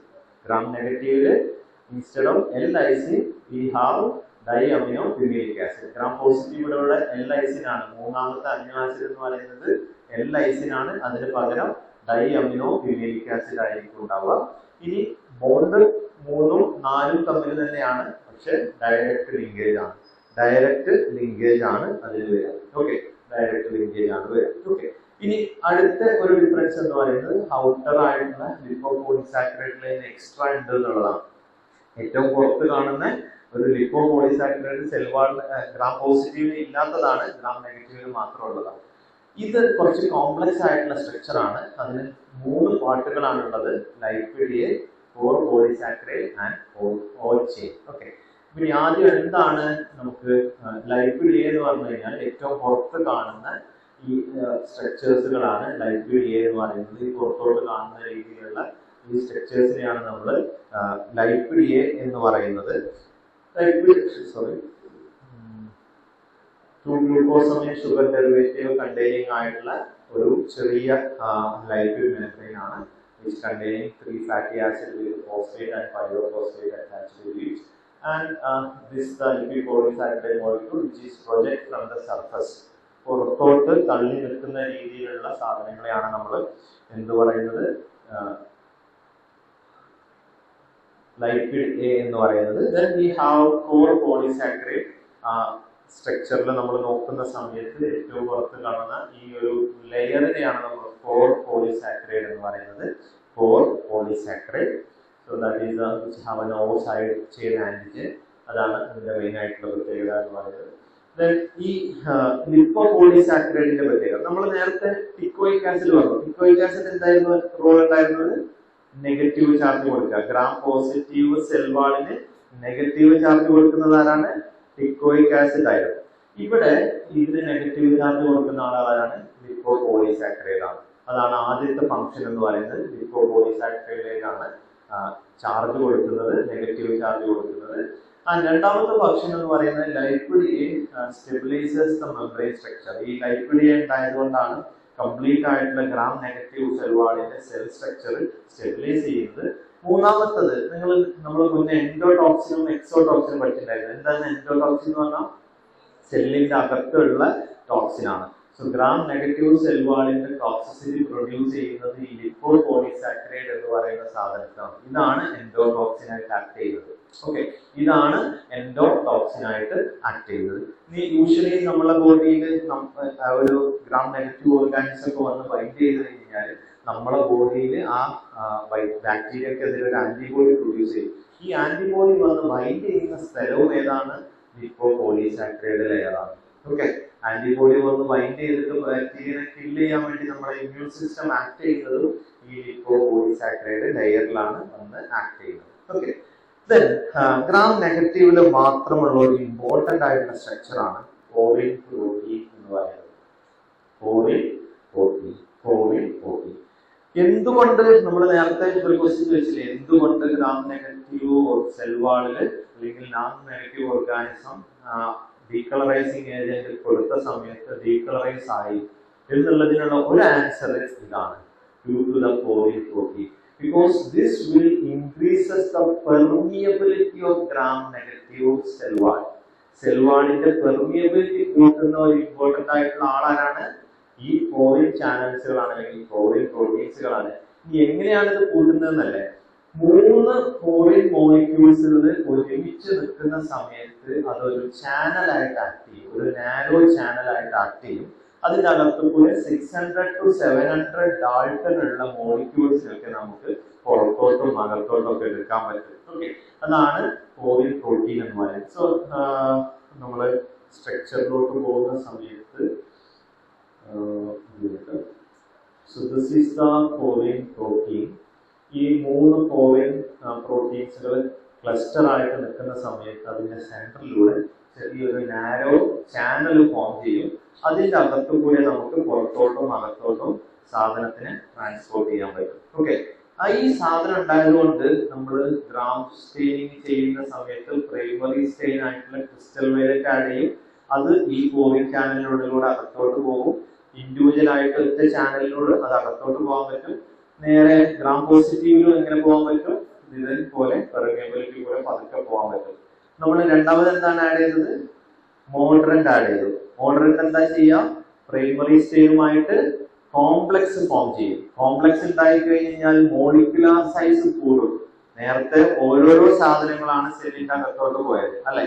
ആദ്യം ക്രിസ്റ്റൽ വയലറ്റ് പോയി, അത് ഒറ്റയ്ക്ക് പോയതുകൊണ്ട് അവർക്ക് അതിന്റെ ഇടയിലുള്ള പെർമിയബിലിറ്റി കിട്ടി. ഗ്രാം പോസിറ്റീവിന്റെയും നെഗറ്റീവിന്റെയും സെൽ വാളിനുള്ളിലോട്ട് എന്ത് പോയി, ക്രിസ്റ്റൽ വയലറ്റ് പോയി. രണ്ടാമതായത് മോഡറന്റ് ആഡ് ചെയ്തു. മോഡറന്റും ഒറ്റക്കാണ് ആഡ് ചെയ്തത്, അതും അതിന്റെ അകത്തോട്ട് പോയി. അകത്ത് പോയിട്ട് നേരത്തെ അവിടെ എത്തിയിരിക്കുന്ന ക്രിസ്റ്റൽ വയലറ്റുമായിട്ട് മോഡറന്റ് കോംപ്ലക്സ് ഫോം ചെയ്തു. കോംപ്ലക്സ് ഫോം ചെയ്തപ്പോൾ സംഭവിച്ചു, മോളിക്കുലാർ വെയിറ്റ് കൂടി. ഇനി ഡീകളറൈസിങ് ഏജന്റ് ആഡ് ചെയ്തു. ഡീകളറൈസിങ് ഏജന്റ് ആഡ് ചെയ്ത സമയത്ത് പോയ പോലെ തിരിച്ചിറങ്ങാൻ ഗ്രാം പോസിറ്റീവ് സെൽ വാളിൽ ഗ്യാപ്പ് ഇല്ലാതായി. പോയ പോലെ തിരിച്ചിറങ്ങാൻ കോംപ്ലക്സിന് തിരിച്ചിറങ്ങാൻ പറ്റാത്തൊരവസ്ഥ വന്നു. അതുകൊണ്ട് അത് അതിൻ്റെ ഉള്ളിൽ കുടുങ്ങി. ഗ്രാം നെഗറ്റീവിലോ ഫോറിൻ ചാനൽ ഉണ്ടായതുകൊണ്ട് ഈ കോംപ്ലക്സിന് ഈ ഫോറിൻ ചാനലിനുള്ളിൽ കൂടെ പുറത്തോട്ട് തന്നെ പോരാൻ പറ്റി. ഓക്കെ, അപ്പൊ അത് ഡീകളറൈസ് ആയി. ഇനി നമ്മൾ കൗണ്ടർ ആഡ് ചെയ്തു, കൗണ്ടർ സ്റ്റെയിൻ ആഡ് ചെയ്തു, സാപ്രാനിൻ ആഡ് ചെയ്തു. സാപ്രാനിൻ ആഡ് ചെയ്ത സമയത്ത് അതിനകത്തോട്ട് കയറിയിരിക്കാൻ സ്ഥലമില്ല ഗ്രാം പോസിറ്റീവില്, കാരണം അവിടെ ഫുള്ളാണ്. അവിടെ കോംപ്ലക്സ് കയറിയിരുന്ന് അവിടെ ഫുള്ളായി നിൽക്കാണ്. ഗ്രാം പോസിറ്റീവില് സാപ്രാനിൻ കയറാൻ സ്ഥലം ബാക്കിയില്ല, ഗ്രാം നെഗറ്റീവിലോ സ്ഥലം ബാക്കിയുണ്ട്. അപ്പൊ കൗണ്ടർ സ്റ്റെയിൻ കയറിയിരുന്നു, കൗണ്ടർ സ്റ്റെയിന്റെ കളർ കാണിച്ചു. അതുകൊണ്ട് ഗ്രാം നെഗറ്റീവ് സാധനങ്ങളെല്ലാം എന്ത് കളർ തരും, റെഡ് കളർ തരും. ഗ്രാം പോസിറ്റീവ് സാധനങ്ങളെല്ലാം എന്ത് കളർ തരും, ബ്ലൂ കളർ തരും. So this is the mechanism of gram staining. എന്തുകൊണ്ട് gram positive organism blue colour തരുന്നു, എന്തുകൊണ്ട് gram negative organism red colour തരുന്നു എന്ന് വൈവർക്ക് സ്ഥിരമായിട്ട് ചോദിക്കുന്നതാണ്. പ്രാക്ടിക്കലിന്റെ ഇടയിൽ വന്നിട്ട് ചോദിക്കുന്നതാണ്, എന്തുകൊണ്ട് ഗ്രാം പോസിറ്റീവ് സെൽ വാള് ബ്ലൂ കളർ തന്നു. അപ്പോൾ എന്ത് പറയും, ഡീകളറൈസേഷനെ റെസിസ്റ്റ് ചെയ്തുകൊണ്ട്. എന്തുകൊണ്ട് ഡീകളറൈസേഷനെ റെസിസ്റ്റ് ചെയ്തു, തിരിച്ചിറങ്ങാൻ സ്ഥലമില്ലാത്തതുകൊണ്ട്. ഗ്രാം നെഗറ്റീവിലോ തിരിച്ചിറങ്ങാൻ സ്ഥലമുണ്ട്, ഫോറിൻ ചാനൽ ഉണ്ടായതുകൊണ്ട്. Okay, so this is the gram negative and positive cell wall. gram Cori channel ഉണ്ട് എന്ന് പറഞ്ഞു. സോ ഒരു സമ്മറൈസ് ചെയ്യുകയാണെങ്കിൽ തിക്ക് പെപ്റ്റിഡോഗ്ലൈക്കൻ ലെയർ ഉണ്ട്, പ്ലാസ്റ്റിക് സ്പേസ് ഉണ്ട്, ടിക്കോയിക് ആസിഡ്, ലിപ്പോയിക് ആസിഡ് ഉണ്ട്, പ്ലാസ്മ മെമ്പറൈൻ ഉണ്ട്. ഗ്രാം പോസിറ്റീവിന്റെ കേസിൽ. ഗ്രാം നെഗറ്റീവിന്റെ കേസിലാണെങ്കിൽ ഔട്ടർ ലിപ്പോപോളിസാക്കറൈഡ് ലെയർ ഉണ്ട്, കോറി ചാനൽ ഉണ്ട്, ബ്രോൺസ് ലിപ്പോപ്രോട്ടീൻ ഉണ്ട്, ഓ സ്പെസിഫിക് സൈഡ് ആന്റിജൻസുകൾ ഉണ്ട്, തിൻ ആയിട്ടുള്ള പെപ്റ്റിഡോഗ്ലൈക്കൻ ലെയർ ഉണ്ട്, ദെൻ പ്ലാസ്മ മെമ്പറൈൻ ഉണ്ട്. സോ അടുത്ത ഡിഫറൻസ് എന്ന് പറയുന്നത് ഈ ലിങ്കേജിൽ ഗ്രാം നെഗറ്റീവിന്റെ കേസിൽ instead of L lysine we have diaminopimelic acid. Instead of L lysine we have diaminopimelic acid in gram negative. പോസിറ്റീവിലാണെന്നുണ്ടെങ്കിൽ ഇവിടെ എൽ ലൈസിൻ ആണ്. ഈ ലിങ്കേജ് ഡയറക്റ്റ് ആണ് ഗ്രാം നെഗറ്റീവ്, പെന്റാഗ്ലൈസിൻ ലിങ്കേജ് ആണ് gram positive. Okay, so this is the basic difference. ഇവിടെ കോയിൽ channel കാണാൻ നിങ്ങൾക്ക് ഇതുപോലെയുള്ള ചാനലുകൾ ഫോം ചെയ്യും. കോയിൽ പ്രോട്ടീൻസുകൾ ക്ലസ്റ്റർ ഉണ്ടാവുന്ന സമയത്ത് ഇതുപോലെ ചാനൽ ഫോം ചെയ്യുന്നത്. അതിൻ്റെ അകത്തൂടെയാണ് എന്ത് ഈ ലീക്കേജ് ഉണ്ടാവുന്നത്, കോംപ്ലക്സിന്റെ ലീക്കേജ്.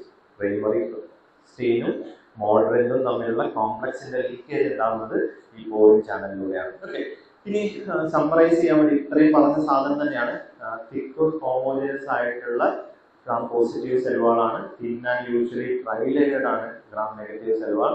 പെപ്റ്റിഡോഗ്ലൈക്കൻ ലെയർ 90% കമ്പോസ് ചെയ്തിട്ടുള്ളത് പെപ്റ്റിഡോഗ്ലൈക്കൻ ലെയർ കൊണ്ടാണ്. Only 10% is composed in gram negative. This is very rigid. This is less rigid. Beside the peptidoglycan layer, we have lipoic acid and lipoic acid.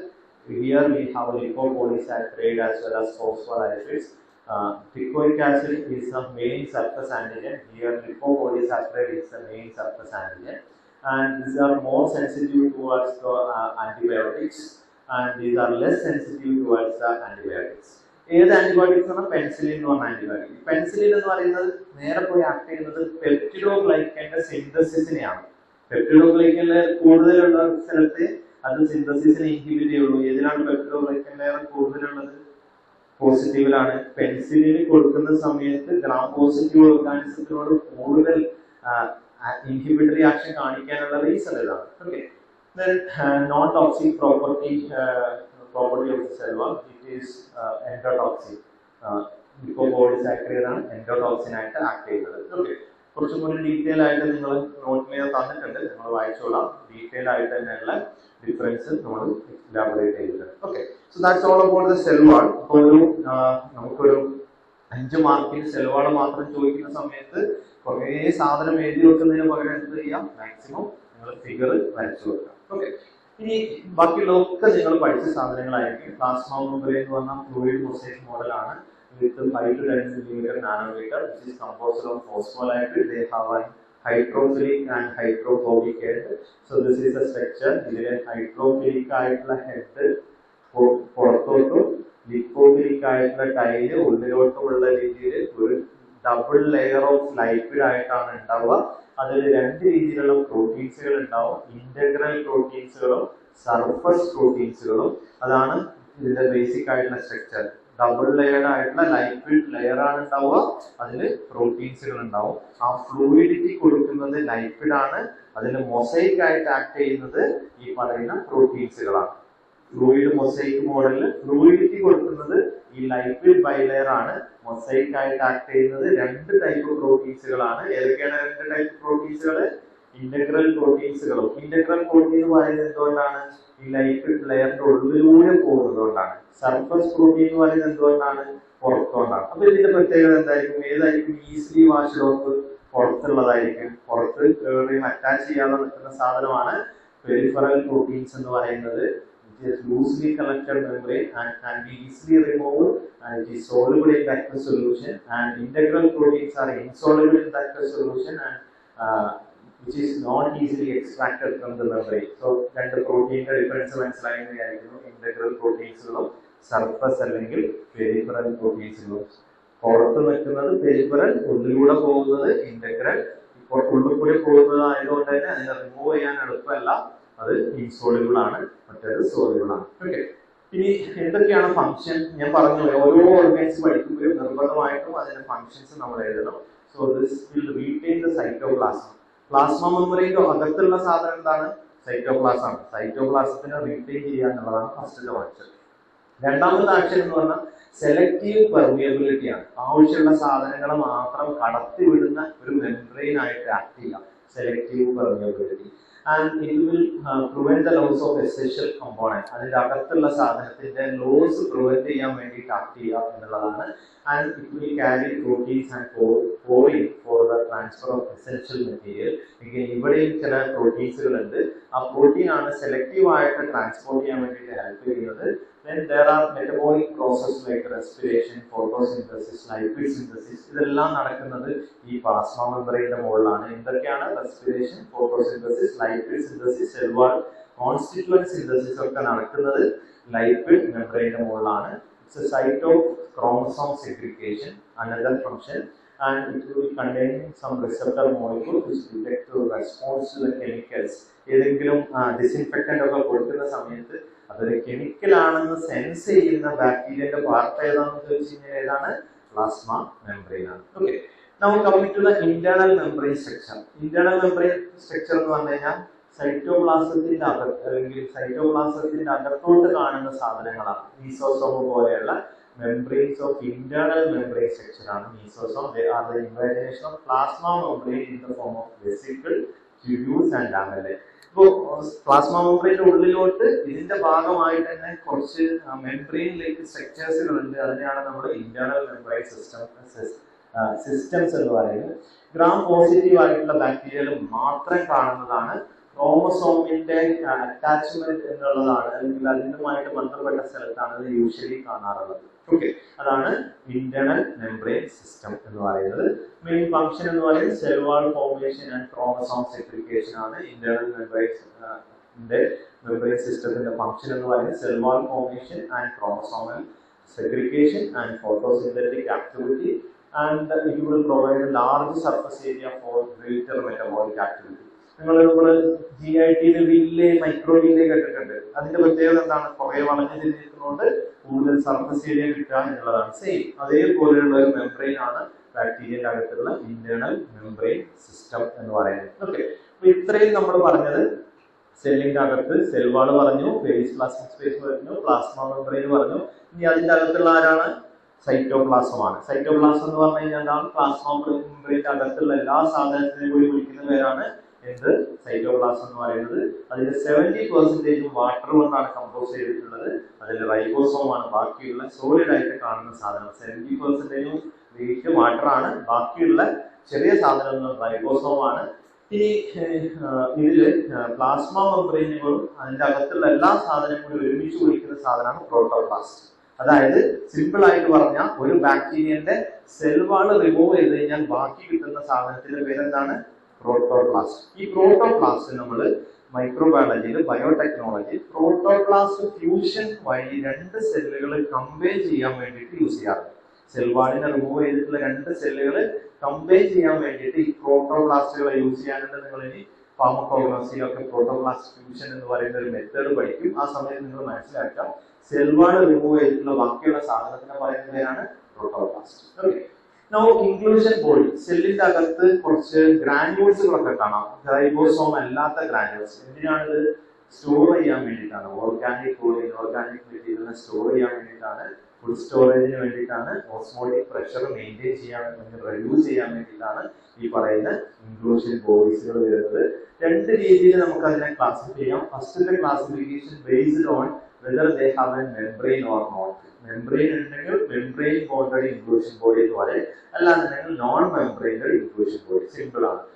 Membrane usually 2 to 3 nanometre തിക്കുള്ള single layered protein or lipid കൊണ്ട് ഉണ്ടായിട്ടുള്ളതായിരിക്കാം. Example glycogen granules, carboxy granules, ഇങ്ങനെയുള്ള ഗ്രാനുവൽസുകളൊക്കെയാണ്. Non membrane ആണെങ്കിൽ membrane ഇല്ലാത്തതാണ്. Phosphate, ചില inorganic മെറ്റീരിയലുകൾ ഗ്രാനുവൽസുകളായിട്ട് തന്നെ നിൽക്കുന്നുണ്ടാവും. അതിനാണ് നമ്മൾ എന്ത് പറയുന്നത്? നോൺ മെംബ്രെയിൻ ബോണ്ടഡ് ആയിട്ടുള്ള ഗ്രാനുവൽസ് എന്ന് പറയുന്നത്. ഓക്കെ, ഇനി another classification based on the chemical nature. Organic ആണോ ഇനോർഗാനിക് ആണോ? ഓർഗാനിക് എന്ന് പറഞ്ഞു കഴിഞ്ഞാൽ കാർബൺ, നൈട്രജൻ, ഓക്സിജൻ ഒക്കെ ഉണ്ടാവും. അതാണ് glycogen granules, poly beta hydroxy butyrate granules, cyanophycin granules, carboxy granules എന്നൊക്കെ പറയുന്നത്. ഇൻഓർഗാനിക് ആകുമ്പോൾ സൾഫർ, ഫോസ്ഫർ എന്നൊക്കെ പറഞ്ഞ ഈ സാധനങ്ങൾ മാത്രമേ ഉണ്ടാവുള്ളൂ. അതാണ് ഡിഫറൻസ് എന്ന് പറയുന്നത്. ഇനി ഓരോന്നും ഡീറ്റെയിൽ ആയിട്ട് ഞാൻ പോകുന്നില്ല, നിങ്ങൾ ജസ്റ്റ് വായിച്ചോളാം. ഇതൊരു 2 മാർക്കിനോ 5 മാർക്കിനോ ഇൻക്ലൂഷൻ ബോഡീസ് മാത്രം ചോദിക്കുകയാണെങ്കിൽ അതിന്റെ കോമ്പോസിഷനും കൂടി നമ്മൾ പറഞ്ഞു എന്ന് മാത്രം. ഗ്ലൈക്കോജൻ എന്ന് പറഞ്ഞാൽ എന്താ?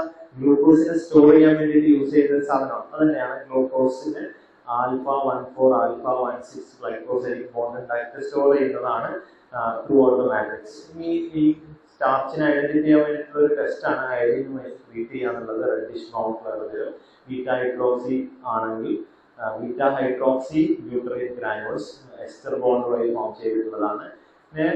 പിന്നെ cyanophycin, arginine and aspartic acid കൊണ്ട് കമ്പോസ് ചെയ്തിട്ടുള്ള ഗ്രാനുൾസുകളാണ് ഈ പറയുന്ന സൈനോഫൈസിൻ എന്ന് പറയുന്നത്. കാർബോക്സിസോം എന്ന് പറയുന്ന ചില എൻസൈംസുകൾ സ്റ്റോർ ചെയ്യാൻ വേണ്ടിയിട്ടുള്ളതാണ് റൈബുലോസ് 1,5-ബൈഫോസ്ഫോർ കാർബോക്സിലേസ് എന്ന് പറയുന്നത്. ഗ്യാസ് ലാക്ടോസുകൾ, അത് അടുത്ത ഒരു ടൈപ്പ് ഓഫ് ഇൻക്ലൂഷൻ ബോഡീസുകളാണ്. Then we have polyphosphate, magnetosome, sulfur granules. നിങ്ങൾ ജസ്റ്റ് ഒന്ന് റീഡ് ചെയ്താൽ മതി. ഇത് ഒരു 2 മാർക്കിനൊക്കെ ഇൻക്ലൂഷൻ ബോഡീസ് മാത്രം ചോദിക്കുകയാണെങ്കിൽ മാത്രം ഇലാബറേറ്റ് ചെയ്താൽ മതി. 10 മാർക്കിന് മൈക്രോബിയൽ അൾട്രാസ്ട്രക്ചർ പറയുകയാണെങ്കിൽ ഇത്ര ഡീറ്റെയിൽ ആയിട്ട് നിങ്ങൾ പോകണ്ട. ഈ സാധനത്തിനെ കുറിച്ച് ഡീറ്റെയിൽ ആയിട്ട് ഒന്നും എഴുതണ്ട. ഗ്രാനുൾസ് എന്ന് സ്റ്റോർ ചെയ്യാൻ വേണ്ടിയിട്ടുള്ളതാണ്. ജസ്റ്റ് ഇങ്ങനെയൊക്കെ ക്ലാസിഫൈ ചെയ്തിട്ടുണ്ടെന്ന് മാത്രം പറഞ്ഞാൽ മതി. ഓക്കെ, റൈബോസോം നിങ്ങൾക്ക് അറിയുന്നതാണ്. എന്താണ് റൈബോസോമിന്റെ ഫംഗ്ഷൻ? പ്രോട്ടീൻ സിന്തസിസ് ആണ്, അല്ലെങ്കിൽ ന്യൂക്ലിക് ആസിഡിന്റെ സിന്തസിസ് ആണ്. ഇവിടെ ഉള്ളത് 70S റൈബോസോം ആണ്. What is S in the 70S ribosome? It's an constant, weber constant എന്ന് പറയും. നിങ്ങൾ സെഡിമെന്റേഷൻ എന്ന് പറയുന്ന ചാപ്റ്റർ ഫിസിക്കൽ ഫാർമസിൽ പഠിച്ചോ? ഇല്ല, എന്നാ പഠിക്കും. ആ സമയത്ത് സെഡിമെന്റേഷൻ കോഎഫിഷ്യന്റ് എന്ന് പറയുന്ന സാധനമാണ്. എസിന്റെ കൂടെയുള്ള വാല്യൂ കൂടുന്നതിനനുസരിച്ച് ഏറ്റവും എളുപ്പത്തിൽ സെഡിമെന്റ് ചെയ്യും. അത്രയാണ് അതുകൊണ്ട് ഇൻഡിക്കേറ്റ് ചെയ്യുന്നത്. അപ്പോ 70S എന്ന് പറയുന്നത് യൂക്കാരിയോട്ടിക്കിൽ കമ്പയർ ചെയ്യുന്ന സമയത്ത് അവിടെ 80S ആണ്, ഇവിടെ 70S ആണ്. ഈ 70S കമ്പോസ് ചെയ്തിട്ടുള്ളത് 50+30 സബ് യൂണിറ്റ് കൊണ്ടാണ്. കൂട്ടിയപ്പോൾ തെറ്റിയതല്ല, അങ്ങനെ തന്നെയാണ്. ഓക്കെ, 50+30 എന്ന് തന്നെയാണ് എന്ന് മനസ്സിലാക്കുക. അതല്ലാതെ 50+20 എന്നല്ല. 50+30 സബ് യൂണിറ്റുകൾ കൊണ്ട് തന്നെയാണ് അത് കമ്പൗണ്ട് ചെയ്തിട്ടുള്ളത്. 50+30 വെബർ കോൺസെൻട്രേഷൻ അല്ലെങ്കിൽ സെഡിമെന്റേഷൻ കോഎഫിഷ്യന്റ് വാല്യൂ കൂടുന്നതിനനുസരിച്ച് സെഡിമെന്റേഷൻ കൂടും. ഓക്കെ, നമ്മൾ ന്യൂക്ലിയോയിഡ്, ന്യൂക്ലിയസ് ഇല്ലാന്ന് നമ്മൾ പറഞ്ഞു. ലോക്കലൈസ്ഡ് ആയിട്ടുള്ള ജനറ്റിക് മെറ്റീരിയലുകൾ കമ്പൈൻ ചെയ്ത് നിൽക്കുന്ന ഏരിയയാണ് നമ്മൾ എന്ത് പറയുന്നത്? ന്യൂക്ലിയോയിഡ് എന്ന് പറയുന്നത്. Do not have a defined nucleus. Prokaryotic chromosome irregular shaped ആയിട്ട് കാണുന്നതാണ്. സിംഗിൾ സർക്കുലർ DNA അല്ലെങ്കിൽ ഡബിൾ സ്റ്റാൻഡേർഡ് DNA ആയിട്ട് കാണും. സാധാരണ നമ്മൾ ലൈറ്റ് മൈക്രോസ്കോപ്പിലാണെങ്കിൽ ഫ്യൂജൻ സ്റ്റെയിനിങ് ചെയ്തു കഴിഞ്ഞാൽ മാത്രം കാണാൻ പറ്റുന്ന ഒരു സാധനമാണ്. സാധാരണ ന്യൂക്ലിയോയിഡ് പ്ലാസ്മ മെംബ്രെയിനുമായിട്ടോ അല്ലെങ്കിൽ ലീസോസോമുമായിട്ടോ കമ്പയർ ചെയ്തിട്ടുള്ള രീതിയിലാണ് ഇത് കാണാറുള്ളത് ബാക്ടീരിയ സെൽസിൽ. ഓക്കെ, ഇനി എല്ലാ സെല്ലിലും കാണാത്ത ഒരു സാധനമാണ് ഇത് പ്ലാസ്മിഡ് എന്ന് പറയുന്നത്. Extra chromosomal genetic material. ന്യൂക്ലിയസിന്റെ അല്ലെങ്കിൽ ബാക്ടീരിയന്റെ നോർമൽ ഫംഗ്ഷനെ യാതൊരു രീതിയിലുള്ള ഫംഗ്ഷനും ഹെൽപ്പ് ചെയ്യാത്ത രീതിയിലുള്ള ജനറ്റിക് മെറ്റീരിയലുകളാണ് പ്ലാസ്മിഡ് എന്ന് പറയുന്ന ഈ സാധനങ്ങൾ. അപ്പോൾ extra chromosomal double standard DNA which can exist and replicate independently of chromosome. ഇത് എങ്ങനെയാണ് ഇമ്പോർട്ടന്റ് ആവുന്നത് വെച്ച് കഴിഞ്ഞാൽ, ബാക്ടീരിയ യൂസ് ചെയ്തിട്ട് ജനറ്റിക് എഞ്ചിനീയറിംഗ് എന്ന് പറയുന്ന ഒരു പ്രോസസ്സിലോട്ടൊക്കെ കടക്കുന്ന സമയത്ത് നമ്മൾ ഏറ്റവും കൂടുതൽ യൂസ് ചെയ്യുന്ന ഒരു സാധനമാണ് ഈ പ്ലാസ്മിഡ് എന്ന് പറയുന്ന ഈ സംഗതി. ഓക്കെ, ഇനി ഇതിന്റെ പ്രത്യേകത എന്താ? സെല്ലിന്റെ യാതൊരു രീതിയിലുള്ള ഫംഗ്ഷനിങ് ഇൻവോൾവ് ആവുന്നില്ല. They will give some extra kind of capabilities like drug resistance, pathogenicity, new metabolic activity. ഇങ്ങനെയുള്ള ഫംഗ്ഷൻസിനെ ഇത് അഫക്ട് ചെയ്യുക എന്നുള്ളതാണ്. ഇത് ഉണ്ടെങ്കിൽ ചില ബാക്ടീരിയാസിന് ചില ആന്റിബയോട്ടിക്കിനോട് മോർ റെസിസ്റ്റൻസ് കിട്ടാൻ തുടങ്ങും എന്നുള്ളതാണ് പ്ലാസ്മിഡിന്റെ പ്രത്യേകത. Okay, so that's all about the internal structure. സെല്ലിന്റെ അകത്ത് കാണുന്ന സ്ട്രക്ചേഴ്സിനെ കുറിച്ചാണ് നമ്മൾ പറഞ്ഞത്. ഇനി സെല്ലിന്റെ പുറത്ത് കാണുന്ന സ്ട്രക്ചറിലോട്ട് വരുന്ന ക്യാപ്സൂൾ ആൻഡ് സെൽ ലെയർ ആണ്. അതിൽ ഏറ്റവും പുറത്ത് കാണുന്ന സാധനം, സെൽ വാളിന്റെ പുറത്ത് കാണുന്ന സാധനമാണ് ക്യാപ്സ്യൂൾ എന്ന് പറയും. ഈ ക്യാപ്സ്യൂളിൽ തന്നെയാണ് ഒരു ക്വസ്റ്റ്യൻ ആണ്, 2 മാർക്ക് ക്വസ്റ്റ്യൻ ആയിട്ട് കണ്ടിട്ടുള്ളതാണ്. ക്യാപ്സ്യൂളും സ്ലിം ലെയറും ഗ്ലൈക്കോകാലിക്സും തമ്മിലുള്ള വ്യത്യാസം എന്താണ് എന്നുള്ളത്. ഓക്കെ, അപ്പോൾ ബാക്ടീരിയന്റെ സെൽ വാളിന്റെ പുറത്ത് കാണുന്ന ഒരു ലെയറിനെയാണ് നമ്മൾ ക്യാപ്സ്യൂൾ എന്ന് പറയുക. ആ capsule well organised and not easily washed off ആണെങ്കിൽ അതിനെ നമ്മൾ എന്ത് പേര് വിളിക്കും? ക്യാപ്സ്യൂൾ തന്നെ വിളിക്കും. എങ്ങനെ? വെൽ ഓർഗനൈസ്ഡ് ആണ്, നോട്ട് ഈസിലി വാഷ്ഡ് ഓഫ് ആണെങ്കിൽ അതിനെ നമ്മൾ ക്യാപ്സ്യൂൾ എന്ന് വിളിക്കും. ഇതേ layer diffusible and easily washed off ആണെങ്കിൽ ആ ലെയറിനെ തന്നെ വിളിക്കുന്ന പേരാണ് സ്ലിം ലെയർ. അതല്ലാതെ വേറെ ലെയർ ഒന്നല്ല. ക്യാപ്സ്യൂൾ ഈസിലി വാഷ്ഡ് ഓഫ് ആണ്, ഈസിലി ഡിഫ്യൂസബിൾ ആണ് എന്നുണ്ടെങ്കിൽ അതിനെ വിളിക്കുന്ന പേരാണ് സ്ലിം ലെയർ എന്ന് വിളിക്കുന്നത്. ഇനി ഇത് രണ്ടും കൂടി ഒരു സാധനത്തിനുണ്ട്. അതായത് കുറച്ച് ഭാഗം പെട്ടെന്ന് ഡിഫ്യൂസിബിൾ ആണ്, ഈസിലി വാഷ്ഡ് ഓഫ് ആണ്. കുറച്ച് ഭാഗം പെട്ടെന്ന് ഡിഫ്യൂസിബിൾ അല്ല, ഈസിലി വാഷ്ഡ് ഓഫ് അല്ല. അങ്ങനെയാണെങ്കിൽ അതിനെ വിളിക്കുന്ന പേരാണ് ഗ്ലൈക്കോകാലിക്സ് എന്ന് പറയുന്നത്. ഗ്ലൈക്കോകാലിക്സ് എന്ന് പറയുന്നത്. ഇനി എന്താണ് ഇതിന്റെ ഫംഗ്ഷൻ എന്നുള്ളതാണ്, അല്ലെങ്കിൽ എന്താണ് ഇത് കമ്പോസ് ചെയ്തിട്ടുള്ളത്? പോളിസാക്കറൈഡ് കൊണ്ടാണ്. യൂഷ്വലി ലൈറ്റ് മൈക്രോസ്കോപ്പിൽ കാണാൻ പറ്റുന്നതാണ് ക്യാപ്സ്യൂൾ എന്ന് പറയുന്നത്. ഫാഗോസൈറ്റോസിസിനെ റെസിസ്റ്റ് ചെയ്യാം. എന്താണ് ഫാഗോസൈറ്റോസിസ് എന്ന് പറയുന്നത്? സെൽ ഈറ്റിംഗ് എന്ന് പറയുന്ന ഒരു പ്രോസസ്സാണ്. ആരാണ് ഫാഗോസൈറ്റോസിസ് നടത്തുക? മോണോസൈറ്റ് എന്ന് പറയുന്ന, മാക്രോഫേജസ് എന്ന് പറയുന്ന ഇമ്മ്യൂൺ സിസ്റ്റത്തിൽ അല്ലെങ്കിൽ ബ്ലഡിലുള്ള WBCയിലുള്ള കുറച്ച് സെൽസുകളാണ്. അത് നമ്മുടെ ബോഡിയിലോട്ട് കിടക്കുന്നത്. അതിനോട് റെസിസ്റ്റൻസ് കൊടുക്കുക, ബാക്ടീരിയന്റെ സർഫസിലോട്ട് അറ്റാച്ച് ചെയ്യാൻ വേണ്ടിയിട്ട് ഹെൽപ്പ് ചെയ്യുക. മോട്ടിലിറ്റി അല്ലെങ്കിൽ motility of gliding bacteria. Motile ആയിട്ടുള്ള ബാക്ടീരിയയും ഗ്ലൈഡ് ചെയ്യാൻ പറ്റുന്ന ബാക്ടീരിയയും രണ്ടും രണ്ടാണെന്ന് മനസ്സിലാക്കാം. സ്വന്തമായിട്ട് മൂവ് ചെയ്യാൻ പറ്റുന്നതിനെ കുറിച്ചല്ല ഇവിടെ ഡിസ്കഷൻ. തെന്നി പോകാൻ പറ്റുന്ന ടൈപ്പ് ബാക്ടീരിയാസുകളുണ്ട്. അതിന്റെ മോട്ടിലിറ്റി ഹെൽപ്പ് ചെയ്യുക എന്നുള്ളതാണ് എന്തിന്റെ ഫംഗ്ഷൻ? Capsule, slim layer, ഗ്ലൈക്കോകാലിക്സ്. അടുത്തതാണ് എസ് ലെയർ. ഇറഗുലർ ആയിട്ടുള്ള സ്ട്രക്ചർ ആണെന്ന് പറഞ്ഞത്. ഈ സാധനത്തിനെയാണ് നമ്മൾ എസ് ലെയർ എന്ന് പറയാം. ഇറഗുലർ ആയിട്ടുള്ള ചെറിയ സ്ട്രക്ചർ ആണ്. പ്രോട്ടീൻ അല്ലെങ്കിൽ പോളിസാക്കറൈഡ് കൊണ്ട് കമ്പോസ് ചെയ്തിട്ടുള്ളതാണ്. pH ഫ്ലക്ച്വേഷൻ, ഓസ്മോട്ടിക് സ്ട്രെസ്, എൻസൈംസുകൾ, ഇങ്ങനെയുള്ള ഇതിനെതിരെ പ്രൊട്ടക്ട് കൊടുക്കുക. സെൽ വാളിന്റെ അഡ്ഹഷനെ ഹെൽപ്പ് ചെയ്യുക. അതിന്റെ ഷേപ്പ് അല്ലെങ്കിൽ എൻവലപ്പിന് റിജിഡിറ്റി കൊടുക്കുക.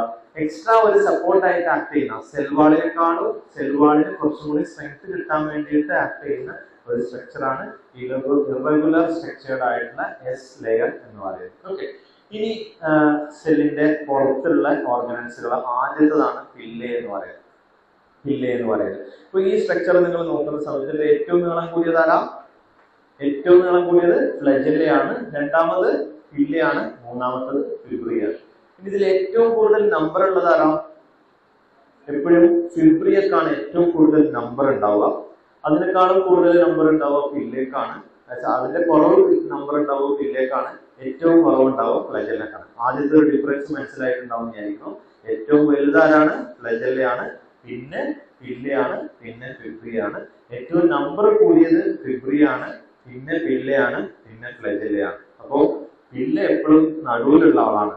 രണ്ടിന്റെയും സൈസിൽ നോക്കുന്ന സമയത്തും നമ്പർ നോക്കുന്ന സമയത്തും രണ്ടിന്റെയും നടുവിൽ കിടക്കുന്ന ആളാണ്. ഓക്കെ, ഈ പില്ലേന്റെ ഫംഗ്ഷന് വേറൊരു പേര് കൂടിയിട്ട് സെക്സ് ഫില്ലേസ് എന്നാണ് പറയാം. സെക്സ് ഫില്ലേസ് എന്ന് പറയാൻ കാരണം രണ്ട് ബാക്ടീരിയകൾ തമ്മിൽ ഫ്യൂസ് ചെയ്യാൻ വേണ്ടിയിട്ട്, അല്ലെങ്കിൽ രണ്ട് ബാക്ടീരിയന്റെ ഇടയിലുള്ള ജനറ്റിക് മെറ്റീരിയൽ ട്രാൻസ്ഫർ ചെയ്യാൻ വേണ്ടിയിട്ട് ഹെൽപ്പ് ചെയ്യുന്ന സാധനമാണ്. അതായത് ബാക്ടീരിയകൾ തമ്മിൽ മീറ്റ് ചെയ്യാൻ വേണ്ടിയിട്ട് ഹെൽപ്പ് ചെയ്യുന്ന ഒരു സാധനമാണ്. രണ്ട് ബാക്ടീരിയാസുകൾ ഉണ്ടെന്നുണ്ടെങ്കിൽ അതിന്റെ മുകളിൽ ഫ്ലജെല്ല ഉണ്ടെങ്കിൽ, പില്ലെ ഉണ്ടെങ്കിൽ, ഈ രണ്ട് പില്ലെകളും തമ്മിൽ ജോയിൻ ചെയ്തിട്ട് ഒരു കോൺജുഗേഷൻ ട്യൂബ് ഉണ്ടായിട്ട് ഇതിന്റെ അകത്തുള്ള ജനറ്റിക് മെറ്റീരിയൽ ഇതിന്റെ അകത്തോട്ട് ട്രാൻസ്ഫർ ചെയ്യും. ഇതിനെയാണ് നമ്മൾ കോൺജുഗേഷൻ എന്ന് പറയാം. ബാക്ടീരിയൽ മേറ്റിങ്ങിന് വേണ്ടിയിട്ട് യൂസ് ചെയ്യുന്നതാണ്. ഓരോ കോൺജുഗേഷൻ ട്യൂബ് ഉണ്ടാവാൻ വേണ്ടിയിട്ട് യൂസ് ചെയ്യുന്നതാണ്. അപ്പോൾ പില്ലേന്റെ ഫംഗ്ഷൻ എന്താണ്? ബാക്ടീരിയൽ മേറ്റിംഗ് എന്നുള്ളതാണ് പില്ലയുടെ ഫംഗ്ഷൻ എന്ന് പറയുന്നത്. ഓക്കെ, സോ ഫിബ്രിയ എന്ന് പറയുന്നത് അതിനേക്കാളും സൈസ് കുറവുള്ള, കുറച്ചും കൂടി തിക്ക് ആയിട്ടുള്ള, സ്റ്റിഫർ ആയിട്ടുള്ള, സ്റ്റിഫറാണ്, ഷോർട്ടറാണ്. ഏറ്റവും ചെറുതാണ്, ഏറ്റവും സ്റ്റിഫറാണ്, ഏറ്റവും ഷോർട്ടറാണ്, തിന്നറാണ്. ഹെയർ ലൈക്ക് അപ്പറ്റൈസസുകളാണ്. ഗ്രാം നെഗറ്റീവ് ബാക്ടീരിയാസിൽ മാത്രം കാണുന്നതാണ്. മോട്ടിലിറ്റിക്ക് യാതൊരു റോളും ഇല്ലാത്തതാണ്. അപ് ടു 1000 ഫിബ്രിയ വരെ, അത്രയും കൂടുതൽ നമ്പർ കാണുന്നതാണ് ഈ പറയുന്ന സാധനം എന്ന് പറയുന്നത്. എന്താണ് ഇതിന്റെ ഫംഗ്ഷൻ? അഡ്ഹഷനെ ഹെൽപ്പ് ചെയ്യുക എന്നുള്ളതാണ്. അഡ്ഹസീവ് ചെയ്യാൻ വേണ്ടിയിട്ട്, ഒരു സാധനവുമായിട്ട് ഒട്ടിപ്പിടിക്കാൻ വേണ്ടിയിട്ട് ഹെൽപ്പ് ചെയ്യുക എന്നുള്ളതാണ് ഫിബ്രിയയുടെ ഫംഗ്ഷൻ എന്ന് പറയുന്നത്. 1000 വരെ നമ്പർ ഉണ്ടാവും. Thinner, stiffer, shorter. Okay, thinner, stiffer, shorter ആണ് ഈ പറയുന്ന ഫിബ്രിയ എന്ന് പറയുന്നത്. And last one is flagella. Last one in the sense പ്രൊജക്ഷൻസിൽ ലാസ്റ്റ് വൺ. അപ്പോൾ ഫ്ലജെല്ല എന്ന് പറയുന്ന സമയത്ത് ഏറ്റവും ഇലോങ്ങേറ്റഡ് ആണ് ബാക്ടീരിയന്റെ മോട്ടിലിറ്റിക്ക് ഹെൽപ്പ് ചെയ്യുന്നതിന് വേണ്ടിയിട്ടുള്ള ഒരു ഓർഗനാണ് ഈ ഫ്ലജെല്ല എന്ന് പറയുന്നത്. അൺബ്രാഞ്ചഡ് ലോങ് സൈനസ് ഫിലമെന്റ് ആണ്. 1 or more ഉണ്ടാവും. ഓർഗൻ ഓഫ് ലോക്കോമോഷൻ ആണ്. ഏറ്റവും കൂടുതൽ നീളം കൂടുതലുള്ള, ഏറ്റവും നമ്പർ കുറവുള്ള ഒരു സാധനമാണ് ഫ്ലജെല്ല എന്ന് പറയുന്നത്. ഓക്കെ, ഇനി നമ്മളെ ക്വസ്റ്റ്യൻ പേപ്പറിൽ കണ്ടിട്ടുള്ള അടുത്ത ക്വസ്റ്റ്യൻ ആണ് ഫ്ലജെല്ലാർ അറേഞ്ച്മെന്റ് എന്ന് പറയുന്നത്. 2 മാർക്കിൽ ക്വസ്റ്റ്യൻ പേപ്പറിൽ കണ്ടതാണ് ഫ്ലജെല്ലാർ അറേഞ്ച്മെന്റ്. ഈ ഫ്ലജെല്ല ബാക്ടീരിയന്റെ എങ്ങനെയാണ് അറേഞ്ച് ചെയ്തിട്ടുള്ളത് എന്നുള്ളതിനനുസരിച്ച് നമുക്ക് ക്ലാസ് ചെയ്യാം. അട്രിക്കസ്, ഫ്ലജെല്ല ഇല്ലാത്ത സാധനത്തിനെയാണ് അട്രിക്കസ് എന്ന് പറയാം.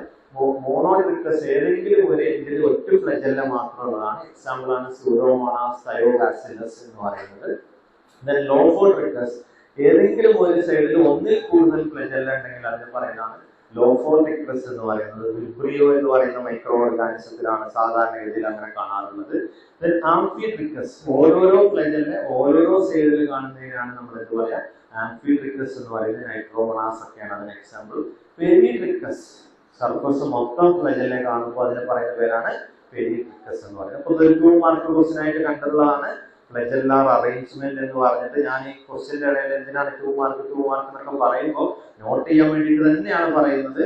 നോട്ടിലോ പ്രിന്റിലോ എവിടെയാണെന്ന് വെച്ച് കഴിഞ്ഞാൽ 2 മാർക്ക് ക്വസ്റ്റ്യൻ ആണ് നോട്ട് ചെയ്തോളാം. ഓക്കെ, സോ ഇതൊരു മൈക്രോസ്കോപ്പിക് വ്യൂ ആണ്. ഇനി ഇതൊരു 5 മാർക്കിനും കൂടി ചോദിച്ചിട്ടുള്ള സാധനമാണ് ഫ്ലജെല്ല എന്ന് പറയുന്നത്. അപ്പൊ നമ്മൾ എന്താ എഴുതുക? ഫ്ലജെല്ലിന്റെ സ്ട്രക്ചർ എഴുതേണ്ടി വരും. ഫ്ലജെല്ലക്ക് 3 പാർട്ടുകളാണുള്ളത്. Filament, hook, basal body. വളരെ സിമ്പിൾ ആയിട്ടുള്ള സ്ട്രക്ചർ ആണ് ഫ്ലജെല്ലക്ക് ഉള്ളത്. ഫിലമെന്റ് എന്ന് പറയുന്നതിൽ ഏറ്റവും നീളം കൂടിയ ഭാഗമാണ്. ഓക്കെ, ഇതിന്റെ ഭാഗത്ത് നമ്മൾ നോക്കുമ്പോൾ ഇതിന്റെ ബാക്കി പുറത്തോട്ട് കാണുന്ന ഏറ്റവും നീളം കൂടിയ ഭാഗമാണ് ഫിലമെന്റ് എന്ന് പറയുന്നത്. പുറത്തുനിന്ന് അതിന്റെ സർഫസ് വരെ അല്ലെങ്കിൽ സെൽ സർഫസിന്റെ ടോപ്പ് വരെ ഇലാമിനേറ്റ് ചെയ്യുന്ന സാധനമാണ്. ഹോളോ സിലിണ്ടറിക്കൽ ആണ്. അതിന്റെ അകത്തൊന്നുമില്ല, ഒരു ട്യൂബിലേക്ക് സ്ട്രക്ചർ ആണ്. കമ്പോസ് ചെയ്തിട്ടുള്ളത് ഫ്ലജെല്ലിൻ എന്ന് പറയുന്ന ഒരു പ്രോട്ടീൻ കൊണ്ടാണ്. എന്തുകൊണ്ടാണ്? ഫ്ലജെല്ലിൻ എന്ന് പറയുന്ന പ്രോട്ടീൻ കൊണ്ടാണ്. കോളിൻ പ്രോട്ടീൻ നമ്മൾ പറഞ്ഞിട്ടുണ്ടായിരുന്നില്ലേ, അത് കമ്പോസ് ചെയ്തിട്ടുള്ളത് കോളിൻ എന്ന് പറഞ്ഞ പ്രോട്ടീൻ കൊണ്ട് തന്നെയാണ്. ഫ്ലജെല്ല കമ്പോസ് ചെയ്തിട്ടുള്ളത് ഫ്ലജെല്ലിൻ എന്ന് പറയുന്ന പ്രോട്ടീൻ കൊണ്ടാണ്. ഇനി ചില സമയത്ത് ഇതിന്റെ ചുറ്റും ഒരു ഷീറ്റ് ഉണ്ടായിരിക്കും. അതാണ് അതിന്റെ സ്ട്രക്ചർ. ഇതിന്റെ സ്ട്രക്ചർ ഫിലമെന്റിന്റെ സ്ട്രക്ചർ. എത്ര പാർട്ടാണ് ഉള്ളത് ഫ്ലജെല്ലക്ക്? Filament, hook, basal body. ഇനി എന്താണ് ഹുക്ക് എന്നല്ലേ? ഈ ഫ്ലജെല്ലെ കമ്പയർ ചെയ്യുന്ന ഈ ഒരു ഭാഗത്തിനെയാണ് ഹുക്ക്. ബേസൽ ബോഡിന്റെ ഫിലമെന്റിന്റെ ഇടയിലുള്ള ഭാഗത്തിനെയാണ് ഹുക്ക് എന്ന് പറയുന്നത്. ഇനി ബേസൽ ബോഡി എന്ന് പറയുന്ന സാധനമുണ്ട്. ഓക്കെ, അതിൽ കുറെ റിങ്ങുകൾ ഉണ്ട്. ഈ റിങ്ങുകൾ പഠിക്കാൻ വളരെ എളുപ്പമാണ്. എങ്ങനെ പഠിക്കാം? ഗ്രാം പോസിറ്റീവ് സെൽ വാളിൽ എത്ര ലെയർ ഉണ്ട്? ഗ്രാം പോസിറ്റീവ് സെൽ വാളിൽ എത്ര ലെയർ ഉണ്ട്? 2 ലെയറേ ഉള്ളൂ. പെപ്റ്റിഡോഗ്ലൈക്കൻ ലെയറോ പ്ലാസ്മ മെംബ്രെയിനും. ഇവിടെയോ ഗ്രാം നെഗറ്റീവിലോ 3 ലെയർ മിനിമം ഉണ്ട്. 3 ലെയർ മിനിമം ഉണ്ട്. ഓക്കെ, ഔട്ടർ മെംബ്രെയിൻ ഉണ്ട്, പെപ്റ്റിഡോഗ്ലൈക്കൻ ലെയർ ഉണ്ട്, പ്ലാസ്മ മെംബ്രെയിൻ ഉണ്ട്. അപ്പോ ഇവിടെ നമുക്ക് പെപ്റ്റിഡോഗ്ലൈക്കൻ എന്ന് പറയുന്ന 2 രീതിയിലുള്ള സ്ട്രക്ചേഴ്സുകൾ മാത്രമേ ഉള്ളൂ. ഇന്നർ റിങ്ങും ഔട്ടർ റിങ്ങും. ഏതില്? ഗ്രാം പോസിറ്റീവ് ഇന്നർ റിങ്ങും ഔട്ടർ റിങ്ങും. ഗ്രാം നെഗറ്റീവിലോ 4 റിങ് ഉണ്ട്. ഏതൊക്കെയാ റിങ്? എൽ റിങ് ലിപ്പോപോളിസാക്കറൈഡുള്ള ലിങ്ങിനെയാണ് എൽ റിങ് എന്ന് പറയുന്നത്. ടി റിങ് പെപ്റ്റിഡോഗ്ലൈക്കൻ ലെയറിലുള്ള ലിങ്ങിനെയാണ് ടി റിങ് എന്ന് പറയുന്നത്. എസ് റിങ് എന്ന് പറയുന്നത് നമ്മുടെ പ്ലാസ്മ മെംബ്രെയിനിലുള്ള റിങ് ആണ് എം റിങ് എന്ന് പറയുന്നത്. അതിന്റെ മുകളിൽ ഒരു റിങ് കൂടി ഉണ്ട്, പെരിസ്പ്ലാസ്റ്റിക് സ്പേസിലാണ് കാണുന്നത്. അതിനെയാണ് നമ്മൾ എസ് റിങ് എന്ന് പറയുന്നത്. S ring. ഇതെന്താണ്? ബേസൽ ബോഡിയുടെ സ്ട്രക്ചർ ആണ്. Basal body. ഒരു 5 മാർക്കിന് ഫ്ലജെല്ല ചോദിച്ചാൽ നിങ്ങൾ എന്തൊക്കെ എഴുതി വരും? ഫ്ലജെല്ല എന്താന്ന് എഴുതണം, അതിന്റെ സ്ട്രക്ചർ എന്താന്ന് എഴുതണം, അതിന്റെ അറേഞ്ച്മെന്റ് നിങ്ങൾക്ക് എഴുതാം. സമയത്തിനനുസരിച്ച് ഏതൊക്കെ രീതിയിൽ അറേഞ്ച് ചെയ്തിട്ടുണ്ട് എന്നുള്ളത് നിങ്ങൾക്ക് എഴുതാം. ഓക്കെ, ഈ ഡിഫറൻസ് 2 മാർക്കിൽ സ്ഥിരമായിട്ട് ചോദിച്ചതാണ്. ഫ്ലജെല്ലയും ഫിബ്രിയയും തമ്മിലോ അല്ലെങ്കിൽ ഫ്ലജെല്ലയും ഫിബ്രിയയും തമ്മിലോ ഫില്ലയും തമ്മിലോ എങ്ങനെ വേണമെങ്കിലും ഡിഫറൻസ് ചോദിക്കാം. നോട്ടിൽ തന്നിട്ടുണ്ട്. അപ്പോൾ നിങ്ങൾ നോക്കിക്കൂടാം എന്താണ് ഇത് തമ്മിലുള്ള ഡിഫറൻസ്. നമ്മൾ പറഞ്ഞു കഴിഞ്ഞ കാര്യങ്ങൾ തന്നെയാണ് ഈ പറയുന്ന ഡിഫറൻസ് എന്ന് പറയുന്നത്. കൂടുതലൊന്നും അതിന് പറയാനില്ല. എല്ലാം പറഞ്ഞ കാര്യങ്ങൾ തന്നെയാണ്. എവിടെയാണോ തിന്നാണോ തിക്കാണോ, നമ്പർ കൂടുതലാണോ കുറവാണോ, എന്താണ് അവിടെ ഉണ്ടായിട്ടുള്ള പ്രോട്ടീൻ ഏതാണ് എന്നുള്ള കാര്യങ്ങൾ തന്നെയാണ് ഇതിന്റെ ഡിഫറൻസ്. അപ്പോൾ 2 മാർക്കിൽ എങ്ങനെ ചോദിച്ചിട്ടുണ്ട്? Difference between flagella and fimbriae, pili and fimbriae, flagella and pili എന്നൊക്കെ പറഞ്ഞിട്ട് 2 മാർക്കിന് ചോദിച്ചിട്ടുള്ളതാണ്. അപ്പൊ ആ രീതിയിൽ ആൻസർ എഴുതാൻ നിങ്ങൾ നിർബന്ധമായിട്ട് പഠിക്കണം. ഒരു 10 മാർക്കിന് ബാക്ടീരിയൽ സെൽ സ്ട്രക്ചർ ചോദിച്ചാലും എഴുതാൻ പറ്റണം. 5 മാർക്കിന് സെൽ വാൾ മാത്രം ചോദിച്ചാലും എഴുതാൻ പറ്റണം. 5 മാർക്കിന് ഫ്ലെജെല്ല മാത്രം ചോദിച്ചാലും എഴുതാൻ പറ്റണം. 2 മാർക്കിന് ഇതിൽ ഏതെങ്കിലും ഒരു ഓർഗൻസുകളോ 2 ഓർഗൻസുകളോ തമ്മിലുള്ള ഡിഫറൻസ് ചോദിച്ചാലും എഴുതാൻ പറ്റണം. And last one endospore. ഇതൊരു എക്സ്ട്രാ സാധനമാണ്. എല്ലാ മൈക്രോ ഓർഗാനിസത്തിലും ഉണ്ടാവുക എന്ന് പറഞ്ഞിട്ടുണ്ടായിരുന്നു. റെസിസ്റ്റന്റ് ആയിട്ടുള്ള സ്ട്രക്ചേഴ്സുകളാണ്, ഡോർമെന്റ് ആയിട്ടുള്ള സ്ട്രക്ചേഴ്സുകളാണ് ഗ്രാം പോസിറ്റീവ് ആയിട്ടുള്ള ഓർഗാനിസത്തിൽ മാത്രം കാണുന്നതാണ്. ഇനി അടുത്തൊരു ക്വസ്റ്റ്യൻ കണ്ടിട്ടുണ്ടായിരുന്നു, 2 ഓർഗാനിസത്തിന് എക്സാമ്പിൾ ചോദിച്ചിട്ടുണ്ടായിരുന്നു. സ്പോർ ഫോമിംഗ് ആയിട്ടുള്ള മൈക്രോ ഓർഗാനിസം, ബാസിലസ്, ക്ലോസ്ട്രീഡിയം, സ്പോറോസാക്രിനെ, ഇതൊക്കെയാണ് സ്പോർ ഫോമിംഗ് ആയിട്ടുള്ള മൈക്രോ ഓർഗാനിസത്തിനുള്ള എക്സാമ്പിൾസ് എന്ന് പറയുന്നത്. ഈ എന്താണ് ഈ സ്ട്രക്ചർ എന്ന് പറയുന്നത്? അൺഫേവറബിൾ ആയിട്ടുള്ള കണ്ടീഷൻ വരുന്ന സമയത്ത് ബാക്ടീരിയ അതിന്റെ ഒരു ഡോർമന്റ് സ്റ്റേറ്റിലോട്ട് പോകുന്നതിനെയാണ് നമ്മൾ എന്ത് പറയാ? എൻഡോസ്പോർ എന്ന് പറയുക. ഏതൊക്കെയാണ് unfavourable conditions? UV, heat, gamma rays, desiccation, chemical disinfectant, water scarcity, nutritional scarcity എന്നൊക്കെ ഉള്ളതാണ് ഇതിന്റെ അൺഫേവറബിൾ ആയിട്ടുള്ള എൻവിറോൺമെന്റൽ സ്ട്രെസ് എന്ന് പറയുന്നത്. ഇനി എന്താണ് ഇതിന്റെ പ്രത്യേകത എന്നുള്ളതാണ്, it can be viable at 1 lakh year, 1,00,000 വർഷം വരെ ഈ ഫോമിൽ നമുക്ക് സർവൈവ് ചെയ്യാൻ പറ്റും. എൻഡോസ്പോറിനെ കില്ല് ചെയ്യാനുള്ള ഒരു പ്രോസസ്സ് ചെയ്യാത്തോടത്തോളം കാലം, സ്റ്റെറിലൈസേഷൻ പ്രോസസ് ഒന്നും ചെയ്യാത്തോടത്തോളം കാലം ഈ 1 lakh year ഇത്രയും കാലം അതിന് സർവൈവ് ചെയ്യാൻ പറ്റും. ഓക്കെ, ഇനി ഇതിന്റെ ക്ലാസിഫിക്കേഷൻ ഉണ്ട്. ഈ സ്പോർ എവിടെയാണ് എന്നുള്ളതിനനുസരിച്ച് സെൻട്രൽ സ്പോർ എന്ന് പറഞ്ഞാൽ സെല്ലിന്റെ സെൻട്രൽ സ്പോർ വന്നു കഴിഞ്ഞാൽ, സബ് ടെർമിനൽ എന്ന് പറഞ്ഞാൽ ഏതെങ്കിലും ഒരു ടെർമിനൽ വരുമ്പോൾ, ടെർമിനൽ സ്പോർ എന്ന് പറഞ്ഞു കഴിഞ്ഞാൽ ഏതെങ്കിലും ഒരു തൊട്ട അറ്റത്ത് വരുന്നത് സ്പൊളാഞ്ചിയ, ചെറിയൊരു സ്വള്ളനായിട്ടുള്ള സ്ട്രക്ചർ ഒക്കെ വരികയാണെന്നുണ്ടെങ്കിൽ അതിനെ ആ സ്ട്രക്ചർ എന്ന് പറയും. ഇനി ഇതിന് വീണ്ടും ക്ലാസ് സ്ട്രക്ചറിലോട്ടൊക്കെ പോവുകയാണെങ്കിൽ അതിന്റെ ലെയറിനനുസരിച്ച് മാത്രം exosporium, spore coat, cortex, spore cell wall, core എന്ന് പറഞ്ഞിട്ട് ഏറ്റവും അകത്തുനിന്ന് പുറത്തോട്ട് എത്തുന്ന രീതിയിലുള്ള സെൽ സ്ട്രക്ചർ ഉണ്ട്. ഒന്നും പറഞ്ഞിട്ടില്ല, ആ സംഗതി അതിലുണ്ട് എന്ന് മാത്രമേ പറഞ്ഞിട്ടുള്ളൂ. നമ്മുടെ സെല്ലിന്റെ അകത്തുള്ള സ്ട്രക്ചേഴ്സിന്റെ ഓരോ ഭാഗങ്ങളും ഓരോ സ്ഥലത്തുണ്ടാവും. കോർട്ടക്സിൽ പെപ്റ്റിഡോഗ്ലൈക്കൻ ലെയർ ഉണ്ടാവും. ഓക്കെ, പ്രോട്ടോപ്ലാസ്റ്റിന്റെ കോറ് സ്പോർ സെൽവാളിൽ ഉണ്ടാവും. അതാണ് അതിന്റെ സ്ട്രക്ചറിലോട്ട് വരുന്നത്. So this is the basic structure. Okay, ഏറ്റവും പുറത്ത് കാണുന്ന exosporium, spore coat, cortex, cell wall, protoplast, nucleus. Okay, ഇനി എങ്ങനെയാണ് ഇതിന് റെസിസ്റ്റൻസ് കിട്ടുന്നത് എന്നുള്ളത് ഒന്ന് മനസ്സിലാക്കി വെക്കുക. കാരണം കാൽസ്യം ഡിപ്പിക്കോളിനേറ്റ് എന്ന് പറയുന്ന ഒരു സാധനം ഉണ്ടായതുകൊണ്ടാണ്. ആ പേര് മാത്രം ഒന്ന് പഠിച്ചു വെച്ചോളാം. എന്താണ് കാൽസ്യം ഡിപ്പിക്കോളിനേറ്റ്? ഈ ഒരു സ്ട്രക്ചർ ഉണ്ടായതുകൊണ്ടാണ് നമുക്ക് അതിന് ആ പേര് പറയുന്നത്. ഓക്കെ, ഇനി നിങ്ങളെ ക്വസ്റ്റനിൽ കണ്ട സ്പോറോജെനിസിസ് എന്ന് പറഞ്ഞൊരു ക്വസ്റ്റ്യൻ കണ്ടു. എന്താണ് സ്പോറോജെനിസിസ്? സ്പോർ ഉണ്ടാവുന്ന മെത്തേഡ് എങ്ങനെയാണ്, അതിന്റെ സ്റ്റെപ്സുകളാണ് ഇവിടെ പറഞ്ഞത്. ആദ്യം തന്നെ ഒരു ആക്സിയൽ പിരമിഡ് ഉണ്ടാവും, ഒരു ഇൻവാൾഡ് ഫോൾഡിംഗ് ഉണ്ടാവും, എൻഗൾഫ് ചെയ്യും, അതിനുശേഷം കോർട്ടക്സ് ലേ ഡൗൺ ചെയ്യും, പ്രോട്ടീൻ കോട്ട് ഫോം ചെയ്യും, മെച്ചുറേഷൻ ഉണ്ടാവും, ലൈറ്റിക് എൻസൈംസുകൾ സ്പൊറാഞ്ചിയത്തിനെ റിലീസ് ചെയ്യും. ഈ ഒരു ഫിഗർ നിങ്ങൾ നിർബന്ധമായിട്ടും ഒന്ന് മനസ്സിലാക്കി വെക്കുക. ഫിഗർ മാത്രം വരച്ചാൽ മതി. ഈ പറഞ്ഞ സാധനത്തിന് ഏറ്റവും സിമ്പിൾ ആയിട്ട് സ്പോറോജെനിസിന്റെ ഏറ്റവും ആദ്യം ഇതുപോലെ സെൽവാള് സെപ്റ്റം ഫോം ചെയ്യാൻ തുടങ്ങും. 2 സെല്ലായി കഴിഞ്ഞതിന് ശേഷം ഒരു സെല്ല് വേറൊരു സെല്ലിനെ എൻഗൾഫ് ചെയ്യും, അതിന്റെ കോർട്ടക്സ് ഫോം ചെയ്യും എന്നുള്ള ബേസിക് ആയിട്ടുള്ള സ്ട്രക്ചറാണ് എൻഡോസ്പോറോജെനിസിസ് എന്ന് പറയുന്നത്. സ്പോറോജെനിസിസ് എന്ന് പറഞ്ഞു കഴിഞ്ഞാൽ എന്താണ്? സ്പോർ ഉണ്ടാവുന്ന മെത്തേഡ് എങ്ങനെയാണ് എന്നുള്ളത് മാത്രമാണ്. ഓക്കെ, ഇനി നേരെ തിരിച്ചുള്ള ഒരു സാധനമാണ് ജെർമിനേഷൻ എന്ന് പറയുന്നത്. ജെർമിനേഷൻ എന്ന് പറഞ്ഞു കഴിഞ്ഞാൽ എന്താണ്? അൺഫേവറബിൾ കണ്ടീഷൻ റിമൂവ് ചെയ്ത് കഴിഞ്ഞ് കഴിഞ്ഞാൽ നോർമലി ഒരു വെജിറ്റേറ്റീവ് സെല്ലായിട്ട് എങ്ങനെ മാറും എന്നുള്ളതാണ് നമ്മൾ ഈ പറയുന്നത് activation, germination and output. Activation, germination and output ഇതുവരെ ചോദിച്ചിട്ടില്ല, പക്ഷെ സ്പോറോജെനിസിസ് ചോദിച്ചിട്ടുള്ളതാണ്. അതുകൊണ്ടാണ് അതിന്റെ മെത്തേഡ് നിർബന്ധമായിട്ട് പഠിച്ചു വെക്കാം. നേരെ ഓപ്പോസിറ്റ് മാറ്റുകയാണ്. സ്പോറിന്ന് വെജിറ്റേറ്റീവ് സെൽ ഉണ്ടാവുന്ന സംഗതിയാണ് ഇവിടെ പറഞ്ഞത് ജെർമിനേഷൻ എന്ന് പറയുന്നത്. Okay, so that's all about the different questions. ഒന്നുകൂടി ഞാൻ റിഫ്രഷ് ചെയ്യാം. Structure and ultra structure of the bacteria 10 മാർക്കിന് ക്വസ്റ്റ്യൻ ആയിട്ട് കണ്ടതാണ്. ബാക്ടീരിയന്റെ ഫ്ലജെല്ലിന്റെ സ്ട്രക്ചർ മാത്രം ചോദിച്ചിട്ടുണ്ട്. മോർഫോളജി ഓഫ് ബാക്ടീരിയൽ സെല്ല് എന്ന് പറഞ്ഞിട്ട് 5 മാർക്കിന് ചോദിച്ചിട്ടുണ്ട്. Gram negative and negative cell wall അല്ലെങ്കിൽ compare and contrast gram positive and negative cell wall 5 മാർക്കിന് ചോദിച്ചതാണ്. സ്പോറോജെനസിസ് ഇൻ ബാക്ടീരിയ 5 മാർക്കിന് ചോദിച്ചതാണ്. Sporogenesis in bacteria.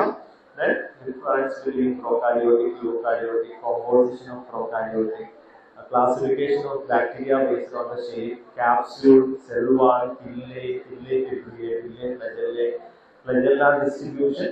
ഇതെല്ലാം നമ്മളൊരു 30 മാർക്കിനുള്ള സാധനമാണ് ഇപ്പൊ ഈ പറഞ്ഞത്. ഈ 30 മാർക്കിനുള്ള സാധനത്തിൽ നിന്ന് 10 മാർക്കിന് ക്വസ്റ്റ്യൻ ചോദിക്കും, 5 മാർക്കിന് ക്വസ്റ്റ്യൻ ചോദിക്കും, 2 മാർക്കിന് ക്വസ്റ്റ്യൻ ചോദിക്കും. അപ്പോ ഇത്രയും ഡീറ്റെയിൽ ആയിട്ട് പറയേണ്ടി വരുന്നത് എന്താണെന്ന് വെച്ച് കഴിഞ്ഞാൽ നിങ്ങൾ ക്വസ്റ്റ്യൻ നോക്കിക്കഴിഞ്ഞാൽ മനസ്സിലാവും എന്തുകൊണ്ട് ഇത്രയും ഡീറ്റെയിൽ പോകേണ്ടി വന്നു എന്നുള്ളത്. അപ്പൊ ആ രീതിയിൽ ക്വസ്റ്റ്യൻ എങ്ങനെ വരും എന്ന് മനസ്സിലാക്കിയിട്ട് വേണം ഈ ഒരു ടോപ്പിക് നിങ്ങൾ പഠിക്കാൻ. ഓക്കെ, അപ്പോ ഏത് 10 മാർക്കിൽ ചോദിക്കുകയാണെങ്കിൽ നിങ്ങൾ എന്ത് എഴുതിയാൽ മതി? പാർട്സ് എന്താണ്, ഫംഗ്ഷൻ എന്താണ്, അത്ര മാത്രം എഴുതിയാൽ മതി. പാർട്സ് എന്താണ്, ഫംഗ്ഷൻ എന്താണ്, അതിൽ കൂടുതൽ ഒരു സ്ട്രക്ചറിലും ഡീറ്റെയിൽ ആയിട്ട് പോകണ്ട. 10 മാർക്കിന് സെൽ സ്ട്രക്ചർ ചോദിച്ചു കഴിഞ്ഞാൽ എന്തൊക്കെ എഴുതണം? ഇൻട്രൊഡക്ഷൻ കൊടുക്കണം, സ്ട്രക്ചർ വരക്കണം, പാർട്സുകൾ ഏതൊക്കെയാണ്, അതിന്റെ ഫംഗ്ഷൻസ് എന്താണ്, അത് മാത്രം എഴുതിയാൽ മതി. ഓക്കെ, ഇനി ഓരോന്നും സ്പെസിഫിക് ആയിട്ട് ചോദിക്കുമ്പോൾ അതിനനുസരിച്ച് നിങ്ങൾ ഈ സാധനത്തിന് ഇലാബറേറ്റ് ചെയ്യാൻ നിങ്ങൾക്ക് പറ്റണം. അതിനാണ് ഇത്രയും ഡീറ്റെയിൽ ആയിട്ട് പറഞ്ഞത്. So that's all about these are some of the references which I have used.